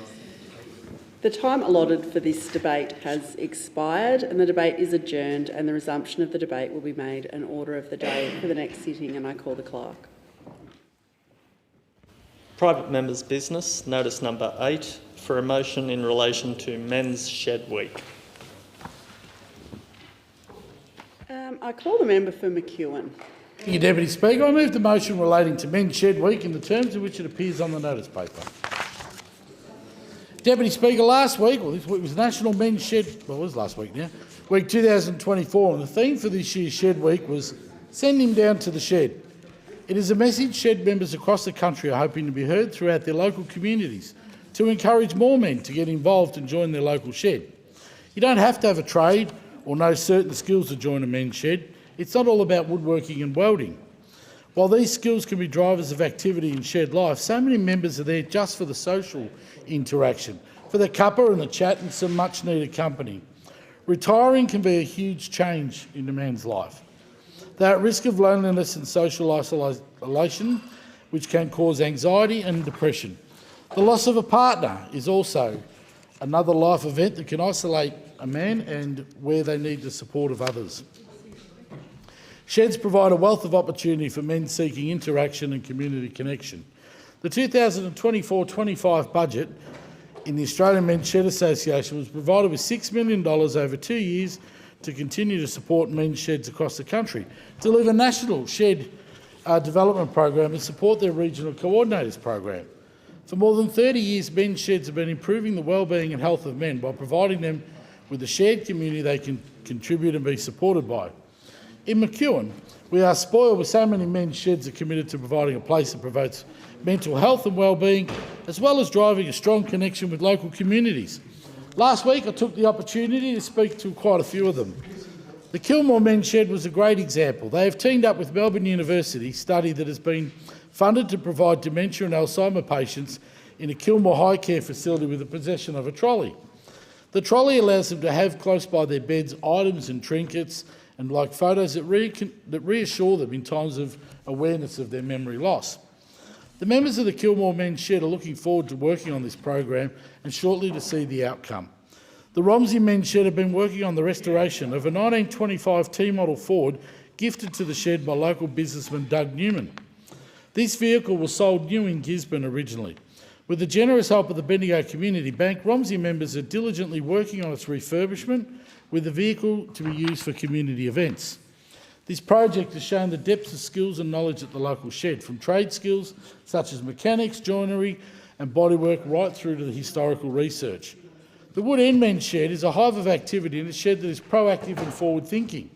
In a drive to raise funds for their proposed new shed facility, they have sourced donated off-cut timber from the neighbouring Black Forest sawmill and have chopped it up as kindling and are selling bags of it at local hardware stores. Open fires are a popular heating source in the Macedon Ranges. These kindling bags are inexpensive, but with the Wood End Shed receiving a portion of the proceeds, with all the funds going towards their facility. This shed has tapped a community need to help them continue to be a driver for community connection. Then there's the Whittlesea Men's Shed, a powerhouse example of connecting its local community. In 2022, the principal of Arthurs Creek Primary School spoke to his grade sixes about a project they could leave at school at the end of their primary years. The kids came up with the idea of leaving a buddy bench, a place where kids who feel alone can take a seat and other kids could see they need a friend and can stop and check in with them. The principal took their idea to the Rotary Club of Whittlesea, who approached the men's shed at Whittlesea to make the bench, and the rest, as they say, is history. The project is encouraging social connection from a grassroots level in school playgrounds and showing how community organisations can come together and work to bond communities. This is an excellent idea that's now been implemented in more local schools across the community. I also look forward to more men's shed taking the Whittlesea approach of looking to expand and create women's sheds, as the benefits can help members of our community.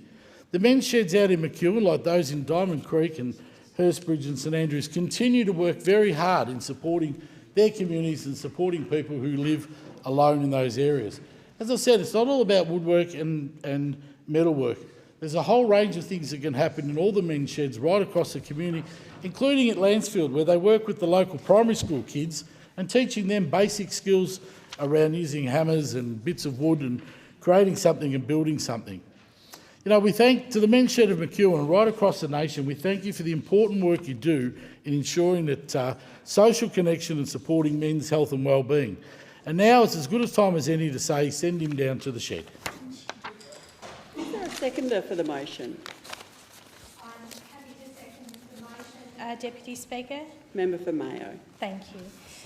Deputy Speaker, I rise today to acknowledge the 2024 Men's Shed Week, a celebration of the remarkable establishment that has fostered social connection, community development and improved mental health outcomes for men, all across Australia. Men's sheds have become so much more than a place to tinker or build. They are places of mateship where men from all walks of life can come together to share skills, stories and companionship over a cup of tea or coffee, and often some very nice homemade biscuits. These men's sheds offer a sense of belonging and purpose, particularly for men who may otherwise feel isolated. Whether working with wood, metal or other materials, these shared passions build more than just creative pieces. They build confidence and a sense of self. In an era when we hear all too frequently about mental health challenges in our community, men's sheds stand as a quiet yet powerful institution to support men's mental health and emotional health. Mayo is home to nearly 20 men's sheds, including, not all of them, but including many that I'll list now: Aldgate Men's Shed, Kingscote Men's Shed, Lobethal District Men's Shed, Macclesfield Men's Shed, Malang, Larratinga Community Shed, Victor Harbour Men's Shed, Yankalilla Men's Shed, Coorong Keys Boat Shed. I was just there recently. Armfield Slip and Boat Shed. They specialise in doing a lot of work around ships, and they're right on and boats, and they're right on the water at Goolwa. The Hutt Community Shed, Strathalbyn Woodcraft Shed, Blackwood Hills Men's Shed, the Red Shed, the Green Shed at Gummaraka, the Aldinga Bay Community Shed and the Kersbrook Shed. These sheds play a vital role for many in our community, but particularly for men when they navigate that transition from paid work to retirement, or from farm life to town life, or when they downsize to a retirement village and no longer have their own beloved shed. In my time as the member for Mayo, I've been honoured to enter many of these sacred places, share a cuppa and pursue and talk to the men about what they're creating.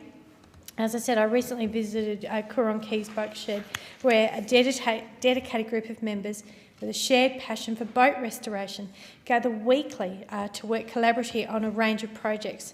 This shed is just one of so many across my community.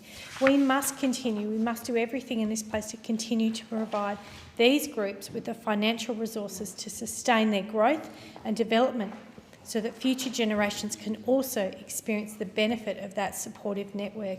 And I know, talking with my men's sheds, who are doing the Bunnings sausage sizzle just to cover the cost of the materials and keeping the lights on. And we have so many organisations in our community that are very generous with the men's sheds, with donating excess stock that they may have. But they want to provide a quality place, and they're always looking to expand. I look at the Victor Harbour Men's Shed. That's a massive shed, and we were able to get funding for that a few years ago. But I can tell you, it's full to the brim. And as my husband says, you can never have a big enough shed. That is correct. That is correct. So no, look, I greatly value the men's sheds in my community. They are wonderful, welcoming places, safe places for men to come together, connect, make new friendships, and all the while working side by side, building positive and great good mental health and a connection to each other. And long live men's sheds. Thank you. The question is that the motion be agreed to, and I call the member for Moreton. Thank you, Deputy Speaker. I'd like to thank the member for McEwen for this motion about Men's Shed Week last week. And I told him that I wouldn't mention the Lions giving Carlton a flogging on the weekend. But I'm happy to talk about something a bit more important, which is men's sheds, not least because I am retiring from politics at the next election, and I might need to join a men's shed myself. So I know my wife would definitely want me out of the house. So, but in all seriousness, last week was Men's Shed Week, and I think it's an important occasion to recognise here in a great bipartisan way. Moreton has some fantastic men's sheds, the Sunnybank District Community Men's Shed and the Oronga Men's Shed, and also two right on the border at Oxley, at St John's, and the Mount Gravatt Men's Shed. All these sheds are supported by the Australian Men's Shed Association, or AMSA, the umbrella organisation for more than 1,200 community sheds peppered throughout the country.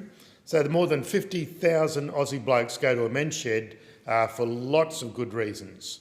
Men's Shed's a place where men go to talk, and as AMSA says, shoulder to shoulder. Men go there to work, to do good for their local community, to reconnect and to make new friendships. They give participants a sense of purpose and have a critical role in bolstering mental health.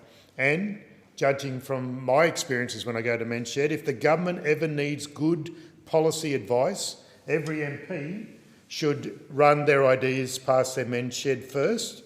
They're better than a gang of prosecuting QCs. They will interrogate you about everything. They're wonderful. And research shows us that 1 in 5 older Australians experience loneliness. A Monash University study indicated that lonely Australians aged 65 and over can feel abandoned and rejected. They also face an increased risk of dementia and cardiovascular disease, amongst other conditions. AMSA recognised that many men do not feel comfortable talking about their feelings and emotions. Many don't recognise that these things affect their well-being and health. They prefer to talk about the footy. So AMSA lists a range of challenges that men face that may cause isolation, loneliness and depression, such as relationship breakdown, retrenchment or early retirement from a job, the loss of children or grandchildren following divorces, physical or mental illness. These are difficult to deal with on your own, and joining a Men's Shed assists with being productive, contributing to your community, connecting with friends and maintaining an active body and mind, all factors that help your well-being. The companionship offered by Men's Sheds works against the detrimental effects of loneliness and the significant life events such as the ones I've just mentioned, and helps to maintain well-being and the overall quality of life for participants. As AMSA says, and I quote, "The Men's Shed movement has become one of the most powerful tools in addressing health and well-being, helping men to once again become valued and productive members of our community." AMSA is funded by the Department of Health and Aged Care and a serious focus on men's health. They've collaborated with different stakeholders to produce a range of resources and health and wellbeing programs. Mike, from the Sunnybank District Men's Shed, backed up the importance of the shed for its members. Some men, Mike said, attend to work on the tools, while others enjoy the company of other people and the camaraderie it offers.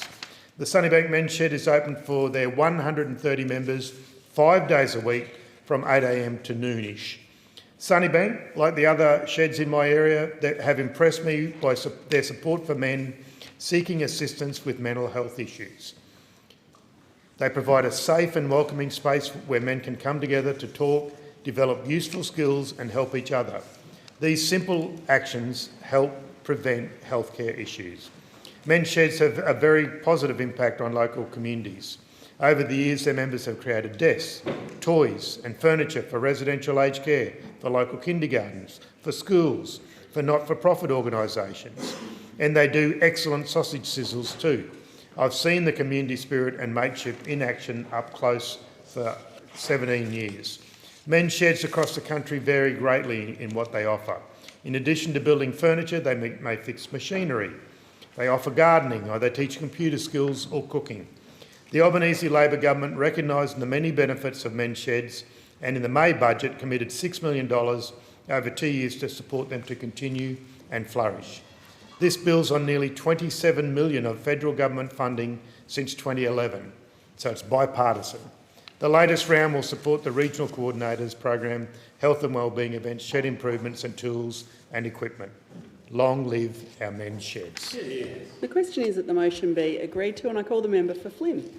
Thank you, Deputy Speaker, and I too support the member for McEwen's motion on supporting Men's Sheds, and I'd like to acknowledge the bipartisan support across all flavours of politics in support of the Men's Shed movement across Australia. And Deputy Speaker, last week was Men's Shed Week, led by the Australian Men's Sheds Association, with this year's theme being "Send Him Down to the Shed." And the theme acknowledged that most men are introduced to a men's shed by somebody else and reconnects men with community.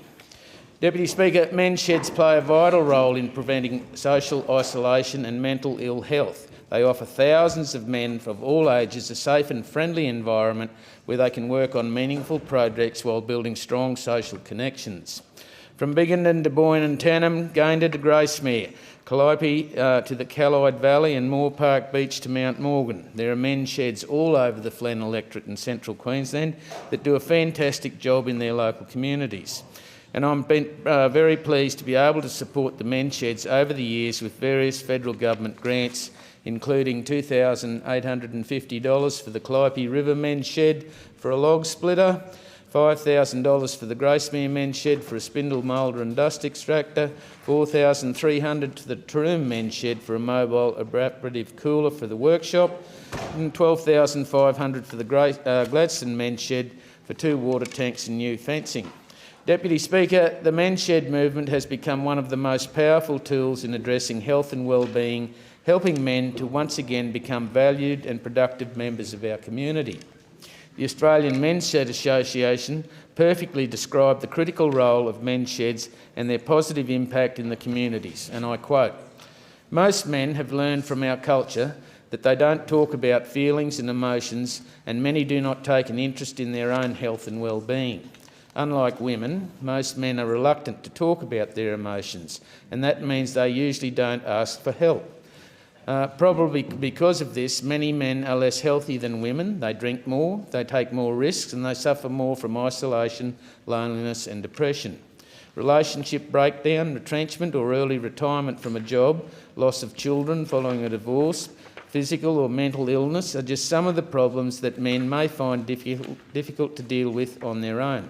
Good health is based on many factors, including feeling good about yourself, being productive, contributing to your community, connecting with friends and maintaining an active body and mind. Becoming a member of Men's Shed provides a safe and busy environment where men can find many of these things in an atmosphere of old-fashioned mateship, and importantly, there is no pressure. Men can just come and have a yarn or a cup of tea if that's all they want and all they're looking for.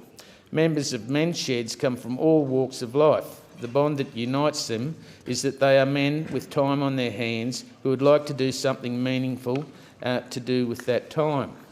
A good men's shed has a management committee that has developed a safe and happy environment where men are welcome to work on community projects, specific men's sheds projects, or a project of their own choice in their own time, where the only must is to observe a safe working practice in all the spirit of mateship. The Men's Shed movement has now become one of the most powerful tools in addressing the well-being and helping of men to once again become valued and productive members of our community. Deputy Speaker, that's exactly what captures what the Men's Shed movement is. And while I didn't agree with much in the recent budget, I strongly agree with the support and acknowledge the federal government's ongoing support for Men's Sheds Association and the commitment in the 24-25 budget to provide $6 million over 2 years to support the Men's Shed movement across Australia. This will provide funding for health and wellbeing events, shed improvements, tools, equipment and automated external defibrillators. I would like to also see this funding increased and ongoing to support Men's Shed and their growth. Deputy Speaker, I wish to conclude and say I'm proud to support Men's Sheds across this country, and I thank them for their invaluable work they do in their local communities across Australia. With over 1,300 men's sheds across Australia and over 50,000 Australians participating in men's sheds, this is a terrific achievement, and I look forward to seeing these numbers grow into the future. I thank the member. The question is that the motion be agreed to, and I call the member for Pearce. Thank you, Deputy Speaker. I would like to take this opportunity to celebrate an initiative that is quietly but powerfully transforming the lives of many men across Australia, the Men's Sheds. The origin of men's sheds are deeply tied to Australian culture. The backyard shed has long been a symbol of refuge, a place for men to unwind and escape the pressures of daily life. However, as more people move into smaller homes and retirement villages, the classic backyard shed is disappearing. In response, community sheds have sprung up across Australia, providing a shared space where men can continue to do what they've always done: build things, fix things and create things, whilst also forming meaningful connections with others.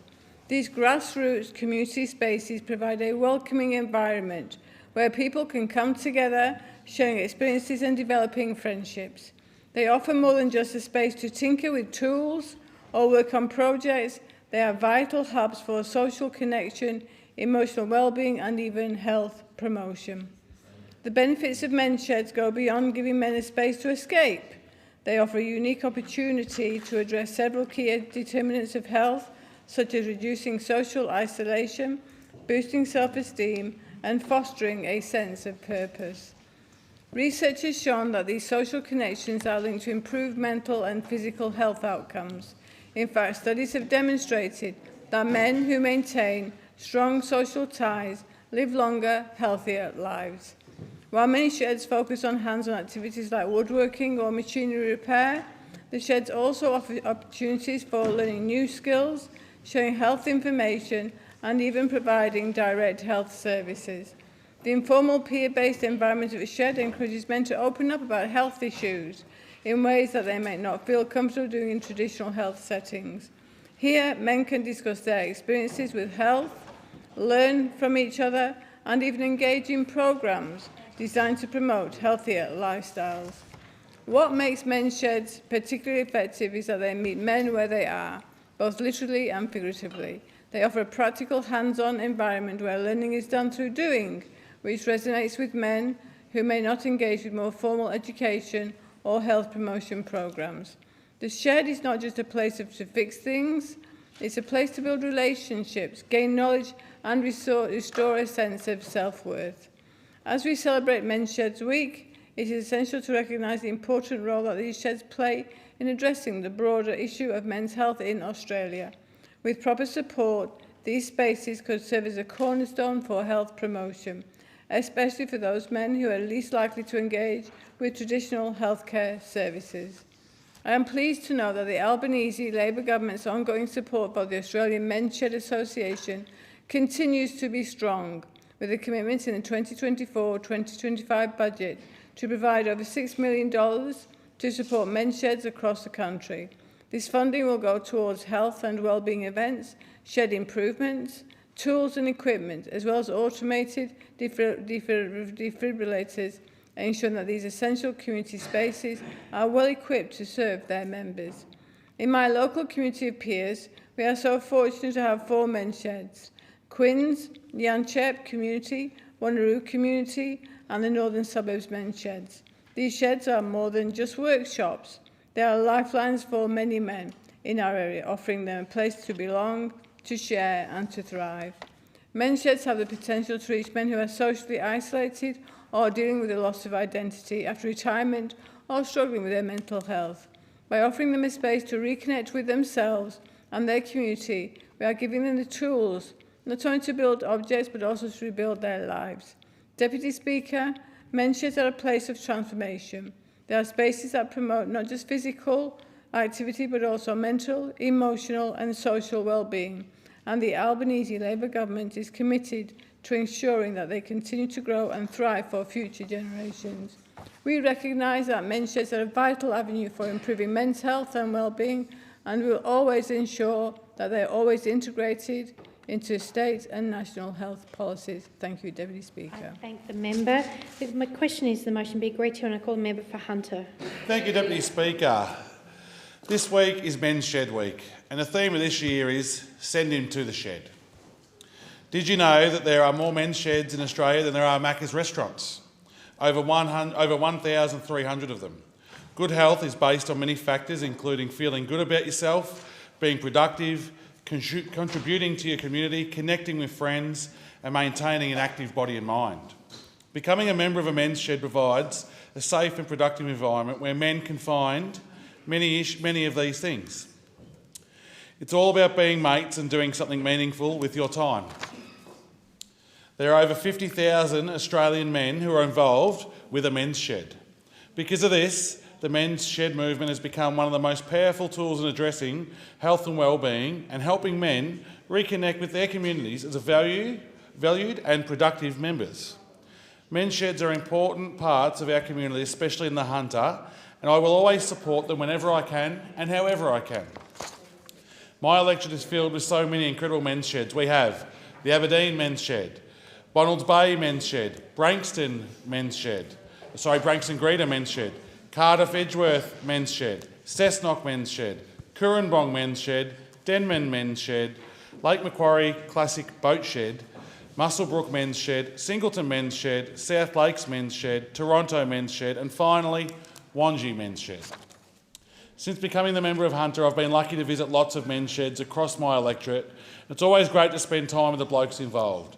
The team at Cessnock Men's Shed do amazing work restoring things like old rocking horses and building new things like birds and nesting boxes.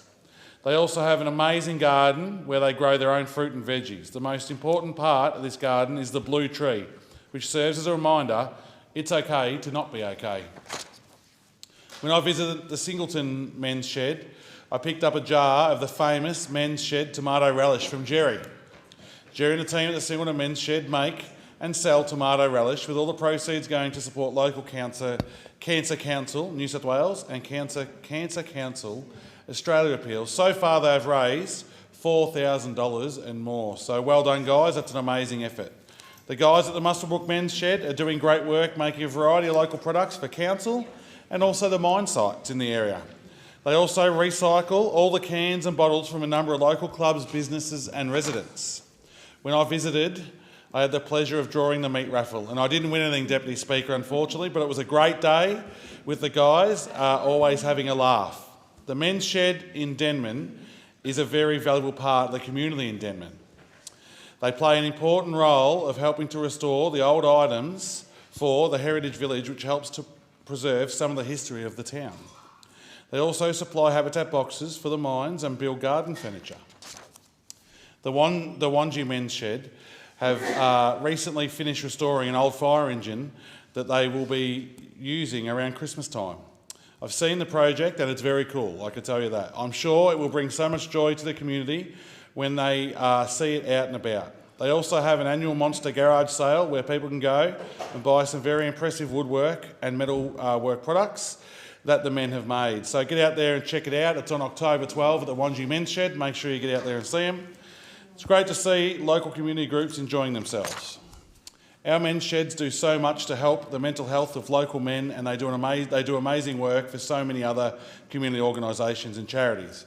Whenever I visit, I enjoy the chats, I enjoy getting involved with their projects, I certainly enjoy the sausage sizzle, and I enjoy how much they generally take the piss out of me as well.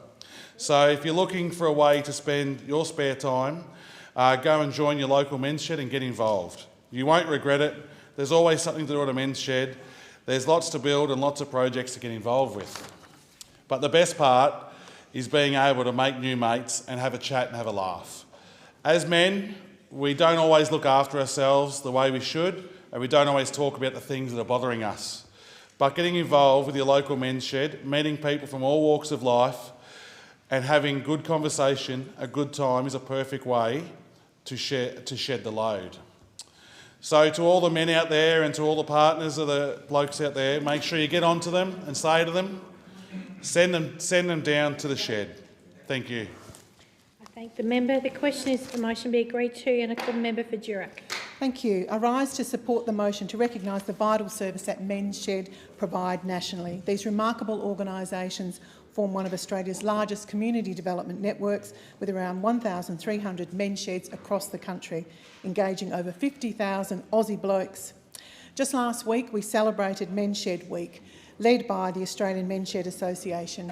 This year's theme, Send Him Down to the Shed, highlights a significant truth. Most men are introduced to a shed by someone else.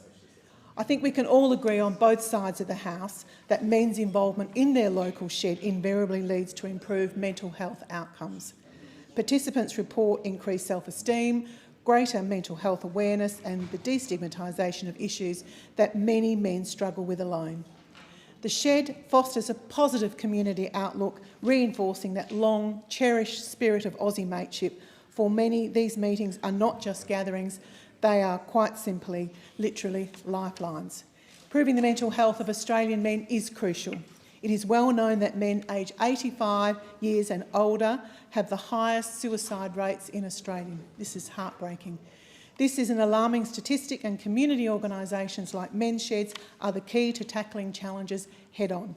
They offer support, camaraderie and a chance to reconnect in ways that many men otherwise miss out on. I always enjoy visiting my many men's sheds in the electorate, and I make it a priority to visit as often as I can. Recent trips have taken me to Bindoon, Cervantes, Gingin and Wandowie, to name a few. I applaud the Cervantes Men's Shed for its recent move towards inclusivity by involving women in their activities. It's a modern and positive step forward, and I just want to note that the Country Women's Association recently has taken a leaf out of their book and inviting men to participate as well.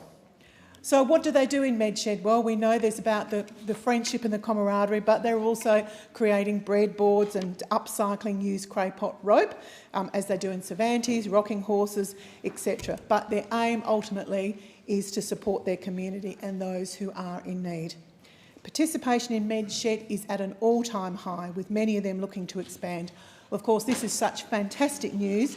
However, it does come with its own challenges. More government support and funding is needed to achieve these goals, and I do commend the government for its support of the Men's Shed movement, committing over $6 million, and I also want to acknowledge the Coalition's legacy of funding MedSheds during our time, and long may we continue to support MedSheds. Time is of the essence now, so I want to say I wholeheartedly support this motion. I encourage the continuation and expansion of support for our men's shed. This support will ensure they have the resources they need to thrive and keep making a tangible difference to the lives of our Australian men who matter. I thank the member for Durack. The question is that the motion be agreed to, and I call the member for Gilmore. Thank you, Deputy Speaker. Well, for decades, men have retreated to the sanctuary of their back sheds or man caves for some time out, to tinker on their latest project or to share a few laughs with their mates. We all know male friendships are critical to men's health and overall well-being, whether that's talking to a neighbour over the back fence, playing a game of footy at the park or dipping a line in with a mate. So when the first men's shed was formed 31 years ago, of course the concept took off around the country, and now we have more than 1,300 sheds across Australia, and I'm proud to say 21 of these are in my electorate of Gilmore. Over the years, I've supported my local men's sheds with numerous grants to enable members to support each other and to continue the important work they do in our communities. Since 2011, almost $30 million in federal funding has been allocated to the Australian Men's Shed Association to provide general support, resources and activities to men's sheds around the nation and to manage the National Shed Development Program. The Australian Government recognises the importance of men's sheds as places men can find social support and friendship while being engaged in meaningful activities that help them maintain good mental and physical well-being. I too acknowledge that men's sheds lead to increased self-esteem and improved mental health outcomes for men that may be feeling lonely, depressed or socially isolated, which is why I fully support the government's commitment in the 24-25 budget to provide $6 million over 2 years to support the association. I really enjoy popping along to my local men's sheds and seeing what they're up to. You never know what you'll find or what they're working on. One day they'll be creating spectacular timber jewellery boxes and furniture which they sell at markets to raise money for their programs. The next they'll be planting a garden or running a cooking class. There's no end to the variety of activities that are carried out in men's sheds, led by the members who bring a wealth of skills and knowledge to share with their mates. And activities aren't confined within the shed walls. The members enjoy time out together, whether touring a local winery, a bus trip to the footy or riding the rails on a historic steam train ride. These excursions get men out of the house, increase their self-esteem and, importantly, lay the foundations for new hobbies and new friendships. Men's Sheds are one of Australia's largest community development organisations, and the community spirit they foster is astounding. I love that if a local charity, school or community group needs a hand, the Men's Shed members always have their tools at the ready. Whether it's a cubby house or insect homes for a preschool, garden furniture for an aged care facility or a memorial seat in a local park, the members always step up with pride. The great thing about Men's Shed is they're all different.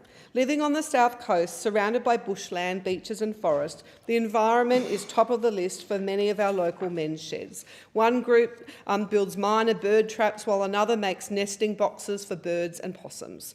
as well as providing a safe place for men of all ages, from all backgrounds and from all walks of life to come together. Men's sheds are playing an increasingly valuable role protecting our environment and supporting other community organisations. That's why it's so important for this government to continue to support them and provide funding for health and wellbeing events, shed improvements, tools and equipment. The budget funds will also provide automated external defibrillators for men's sheds. The addition of a defib could save the life of a member or visitor in event of cardiac arrest. These will be particularly welcomed in my electorate, where the sheds are located in villages some distance from a hospital or ambulance station. On Saturday, I bumped into my local Culburra Beach and District men's shed conducting a fundraising sausage sizzle, and one member summed up what he loved most about the organisation. He said, "They're a great bunch of blokes with great ideas and a willingness to help people wherever they can." Today, I want to give a huge shout out to all our men's sheds and a special thanks to the 21 awesome sheds in Gilmore. Thank the member. There being no further speakers, the debate is adjourned and the resumption of the debate will be made an order of the day for the next day of sitting. And before I call the clerk, I would just like to welcome to the Federation Chamber former Senator Janet Rice, Mr Karma Singhi, representative of His Holiness the Dalai Lama in Australia, and members of the Australian Tibetan Council. Welcome to the Federation Chamber. I call the clerk. Private members' business, notice number 9 for a motion in relation to Tibet. And I call the member for Fisher. Thanks, Deputy Speaker. I move the motion relating to Tibet in the terms in which it appears on the notice paper. Madam Deputy Speaker, I move this motion as it appears on the notice paper because I am so proud to do so as a part of a bipartisan show of support alongside the member for Lyons and alongside the member for Macquarie and the member for Fraser. I've been here for 8 years, same as the member for Macquarie, and I don't think I've ever seen this before, where a motion has been moved in this place with bipartisan support. Normally, these motions are an opportunity for the main parties to butt heads, but that is not an occasion for tonight. You might ask why I'm here talking about Tibetans when there are so many other issues affecting Australian families. I'm very lucky, as the member for Fisher, to represent some wonderful people from all corners of the world. We are home to the Shenrazig Institute, a home for Tibetan Buddhists, monks, nuns, students and interested travellers alike. I rise to speak on behalf of them and their loved ones, and I'm very pleased to see that there is a very strong show of the Tibetan community here in the chamber tonight. I rise to speak on behalf of Sering, Tenzing and Samdon and the many Tibetan representatives here today. And I rise to speak because I can't stay silent. Every single day, the number of victims of the Chinese communist regime grows. And for 7 decades, the people of Tibet, including Tibetan Buddhists, have borne the brunt of the most barbaric oppression. Even today, we see children abducted, trafficked and forced into boarding schools, which strip them of their cultural, religious and ethnic identity. They are taught that Tibet has long been part of China and reject China's brutal takeover in the 1950s. This systematic cultural assimilation seeks to crush Tibetans' identity, their culture and their religion. We see people of faith, democracy activists and minority groups forced into labour camps where they are beaten, tortured and enslaved. Alongside others, the Tibetan people are forced into a state-sponsored system of organ trafficking. And now, while the CCP seeks to crush Tibetan identity and aspiration, we see the most basic tenets of the Tibetan Buddhist faith under fire. That includes Tibetans' right to political and religious self-determination when it comes to selecting the eventual successor of His Holiness the 14th Dalai Lama. You see, Madam Deputy Speaker, the Chinese Communist Party are not content in just simply trying to wipe the culture of Tibet and Tibetans, but they also want to remove their religious background. The CCP want to control who will become the successor to the Dalai Lama. And we, as a strong democracy, and I am so incredibly proud to be standing here tonight, that there is bipartisan support on this. Because if we, as democratic, loving people in Australia, if we don't stand up for the people of Tibet, then who will? And if we don't stand up for them tonight, then when will that happen? We cannot allow a whole group of people to lose their culture, their religion, and their identity. That cannot happen on our watch. We must not shy away from calling out the Chinese Communist Party tonight. We must speak up on behalf of the people of Tibet and the growing number of victims of the CCP. And we all know that it is not, these actions are not constrained. These abuses of human and civil rights are not just constrained to the people of Tibet. It also goes to the Uyghurs as well. So it is incredibly important, and I'm so pleased that the member for Macquarie and Fraser and Align will also speak on this issue. But it's a matter of great pride that Australians can make this stance here tonight. I thank the member. Is the motion seconded? I second the motion. I call the member for Macquarie. Thank you, Deputy Speaker. Today is Tibet Lobby Day. It's a day when the Australian Tibet community comes to Parliament to share their personal stories and the experiences of family and friends suffering oppression in Tibet by the actions of the Chinese government. Among them here today have been several Blue Mountains residents, including Kunchok and his son Tenzin.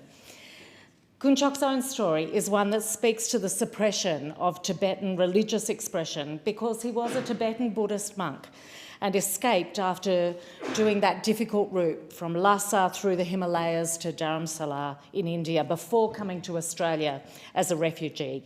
Now he and his family make an enormous contribution to the growing local Tibetan community.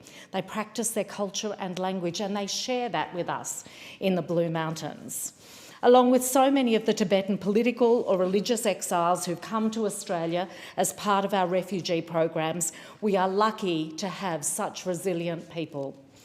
And I say the same for those who remain in Dharamshala, which I led a delegation to last year to meet with the Tibetan government in exile and His Holiness the Dalai Lama.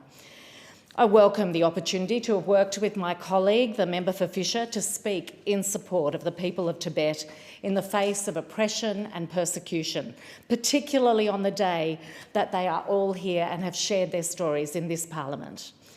I remain gravely concerned about reports detailing China's assimilationist policies, including forced labour transfer programs and the coerced separation of Tibetan children from their families through state-run boarding schools, the detention of Tibetans for peaceful expression of political views, and the use of excessive security measures against Tibetans. Most recently, we saw a range of UN special rapporteurs write about the widespread crackdown on Tibetan individuals peacefully expressing their opposition to the construction of the Kamtok hydroelectric power plant that would result in the forced displacement and relocation of Tibetans living along the Drichu River from their ancestral villages. The rapporteurs also wrote about the irreversible destruction of important cultural and religious sites, as well as irreversible or significant environmental, biodiversity and climate impacts. What's worse is that there have been alleged violations and abuse of human rights of Tibetan communities, their leaders and religious figures living in the surrounding areas of the Kamtok Dam's project site, who do not appear to have been consulted in a meaningful way and whose free, prior and informed consent has not been obtained. This project directly affects them and will have an irreversible impact on many of their human rights, in particular their cultural rights to maintain their ways of life, to access and enjoy heritage, and to exercise their religious and cultural practices, as well as their rights to land, to their livelihoods, and to adequate housing and to clean, healthy and sustainable environment. This is what Tibetans face in their homeland. I am concerned, as is the Australian Government and my colleagues, about the recent reprisals, the use of force, arbitrary arrests and detentions of hundreds of Tibetans for what appears to be directly related to their legitimate exercise of their freedom of opinion, expression, association and peaceful assembly, and to their claims for respect for their rights to information and to participate meaningfully in public affairs, including by raising concerns and criticisms about government projects. This sort of incident underscores the alarming reality for people living in Tibet who face similar allegations and consequences for exercising their fundamental rights. I welcome the calls of the Australian and other governments for China to re-engage with the representatives of the 14th Dalai Lama to establish genuine autonomy for Tibetans within China. And along with my parliamentary colleagues here, I urge the Chinese authorities to release the Panchen Lama, and we don't want to see any country interfere in the selection of the next Dalai Lama. At the Universal Periodic Review on China, the Australian Government called on China to repeal legislation and cease practices which discriminate against Tibetans. I support those calls, and as you see demonstrated here, we will continue to be a loud voice for the people of Tibet and Tibetans in Australia. I thank the member. Normally the chamber adjourns at 7:30, but if all present are happy for us to continue for the last two speakers, I'll take that by the nodding of heads, if that's yes. The question is that the motion be agreed to. I call the member for line. Thank you, Madam Deputy Speaker. I rise in support of the motion raised by the member for Fisher and reinforce the words of the member for Macquarie. Since the invasion of Tibet in 1950 and 51, things haven't changed, and time doesn't right the essential wrong. The Communist Party of China continues to suppress religion, tradition, Tibetan and Buddhist religious practice, language, and the Dalai Lama has been in exile since 1959, but remains in exile with a government in exile. The CCP continues to ban images of the Dalai Lama and suppresses religious practice. It's banned political expression and is suppressing cultural identity. The United Nations has identified at least 1 million children in forced assimilation schools, separated forcibly from their parents on a regular basis of increasing duration as they go from early years 3 and 4 up to their teenagers, and indoctrinated in Chinese culture and try to wash away their Tibetan and Buddhist heritage. Why is China so afraid of Tibet? Why are they suppressing this? Is it the water that they hope to dam and get into China? Is it the minerals? Is it the practice of forced and illegal organ harvesting and trading? Forced assimilation, summary arrest, extrajudicial killings and torture of prisoners, as well as shooting any Tibetans that try to escape across the border, has all been documented. And this really does reflect badly on China. Australia has made recommendations to have the Chinese government repeal all the restrictive legislation that suppresses the human rights and encourages more abuse. Suppressing a beautiful culture and a religion makes China look weak. If China was clever, they would remove all these prohibitions and let cultural diversity exist in their nation. There are many other cultures that they are suppressing. Australia is stronger for our heritage of many refugees and willing settlers who've come from all corners of the globe to flourish. Don't be afraid, China. You're a big nation now. You need to stop all these suppressions of Tibetan culture, their human and political rights, their freedom of expression, association and religious practice, and I commend this motion to the House. I thank the member. The question is that the motion be agreed to, and I call the member for Fraser. Oh, thank you, Deputy Speaker, and thanks to all the other members of the chamber for allowing an extension of time. Can I reiterate the member for Fisher's contribution in saying that it is unusual to have a motion that is supported by both the major parties, but can I also say that this is a motion that I think is supported right across the parliament. We do have former Senator Janet Rice here from the Greens. We have a member of the independent part of the parliament here, and I know that there are many independent members of the parliament who support this. So this, I think, is a motion that has truly support right across this parliament. Can I also say that it's quite unusual to have the gallery packed in the Federation Chamber, and I want to acknowledge all of the people here, including Mr. Akama Singhi, but also all of the the monks and all of the people from the community who have come here. It reflects how important this issue is, that we have a packed public gallery here, and it makes today's discussion on this very important issue all the more meaningful.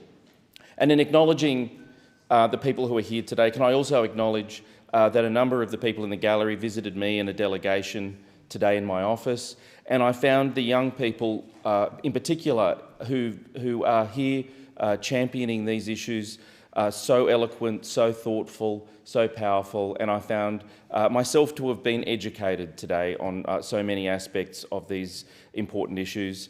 And finally, can I say that my own electorate has a very significant Tibetan community, and so can I speak to the people in Fraser and Melbourne's broader west from the Tibetan community. I want to reiterate the comments from earlier speakers that I've read with great concern reports of assimilationist policies by the Chinese government. But of course that term, assimilationist, it sounds like such a euphemism. It doesn't really tell what's going on. Assimilationist doesn't reflect the human rights abuses, the oppression. It doesn't reflect the fact that individuals and families and communities are having their lives affected, their lives torn apart. So I think we really do need to speak to the heart of this issue, as other speakers have. We are talking about human rights abuses. We're talking about the abuses of individuals and families, of young people, of communities. And so that's why it's important that this motion bring this to the fore and do so in a cross-party way, and do this in a way where we can all stand as one.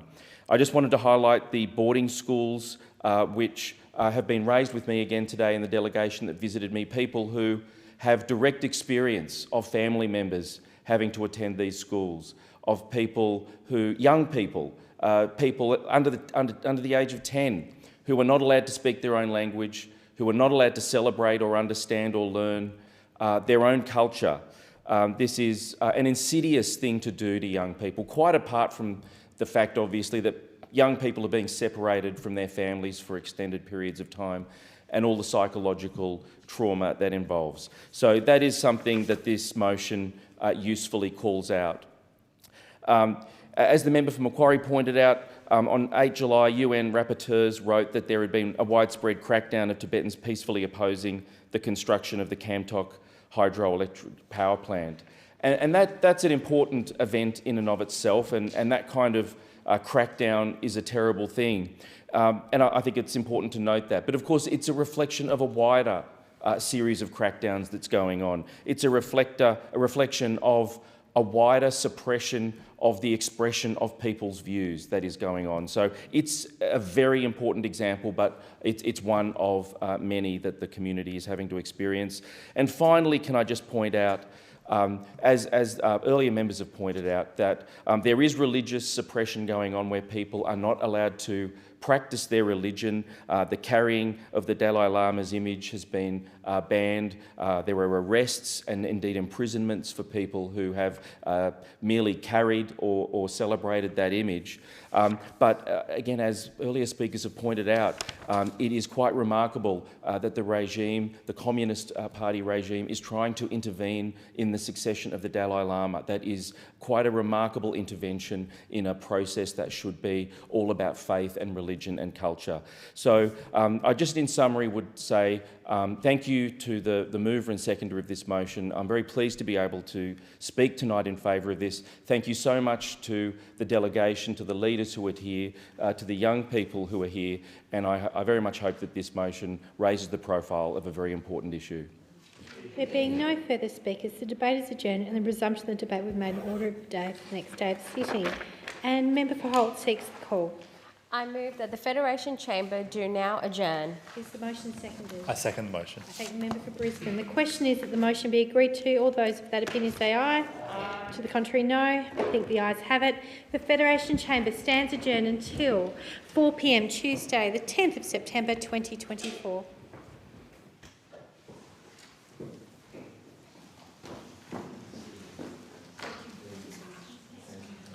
I'm sorry,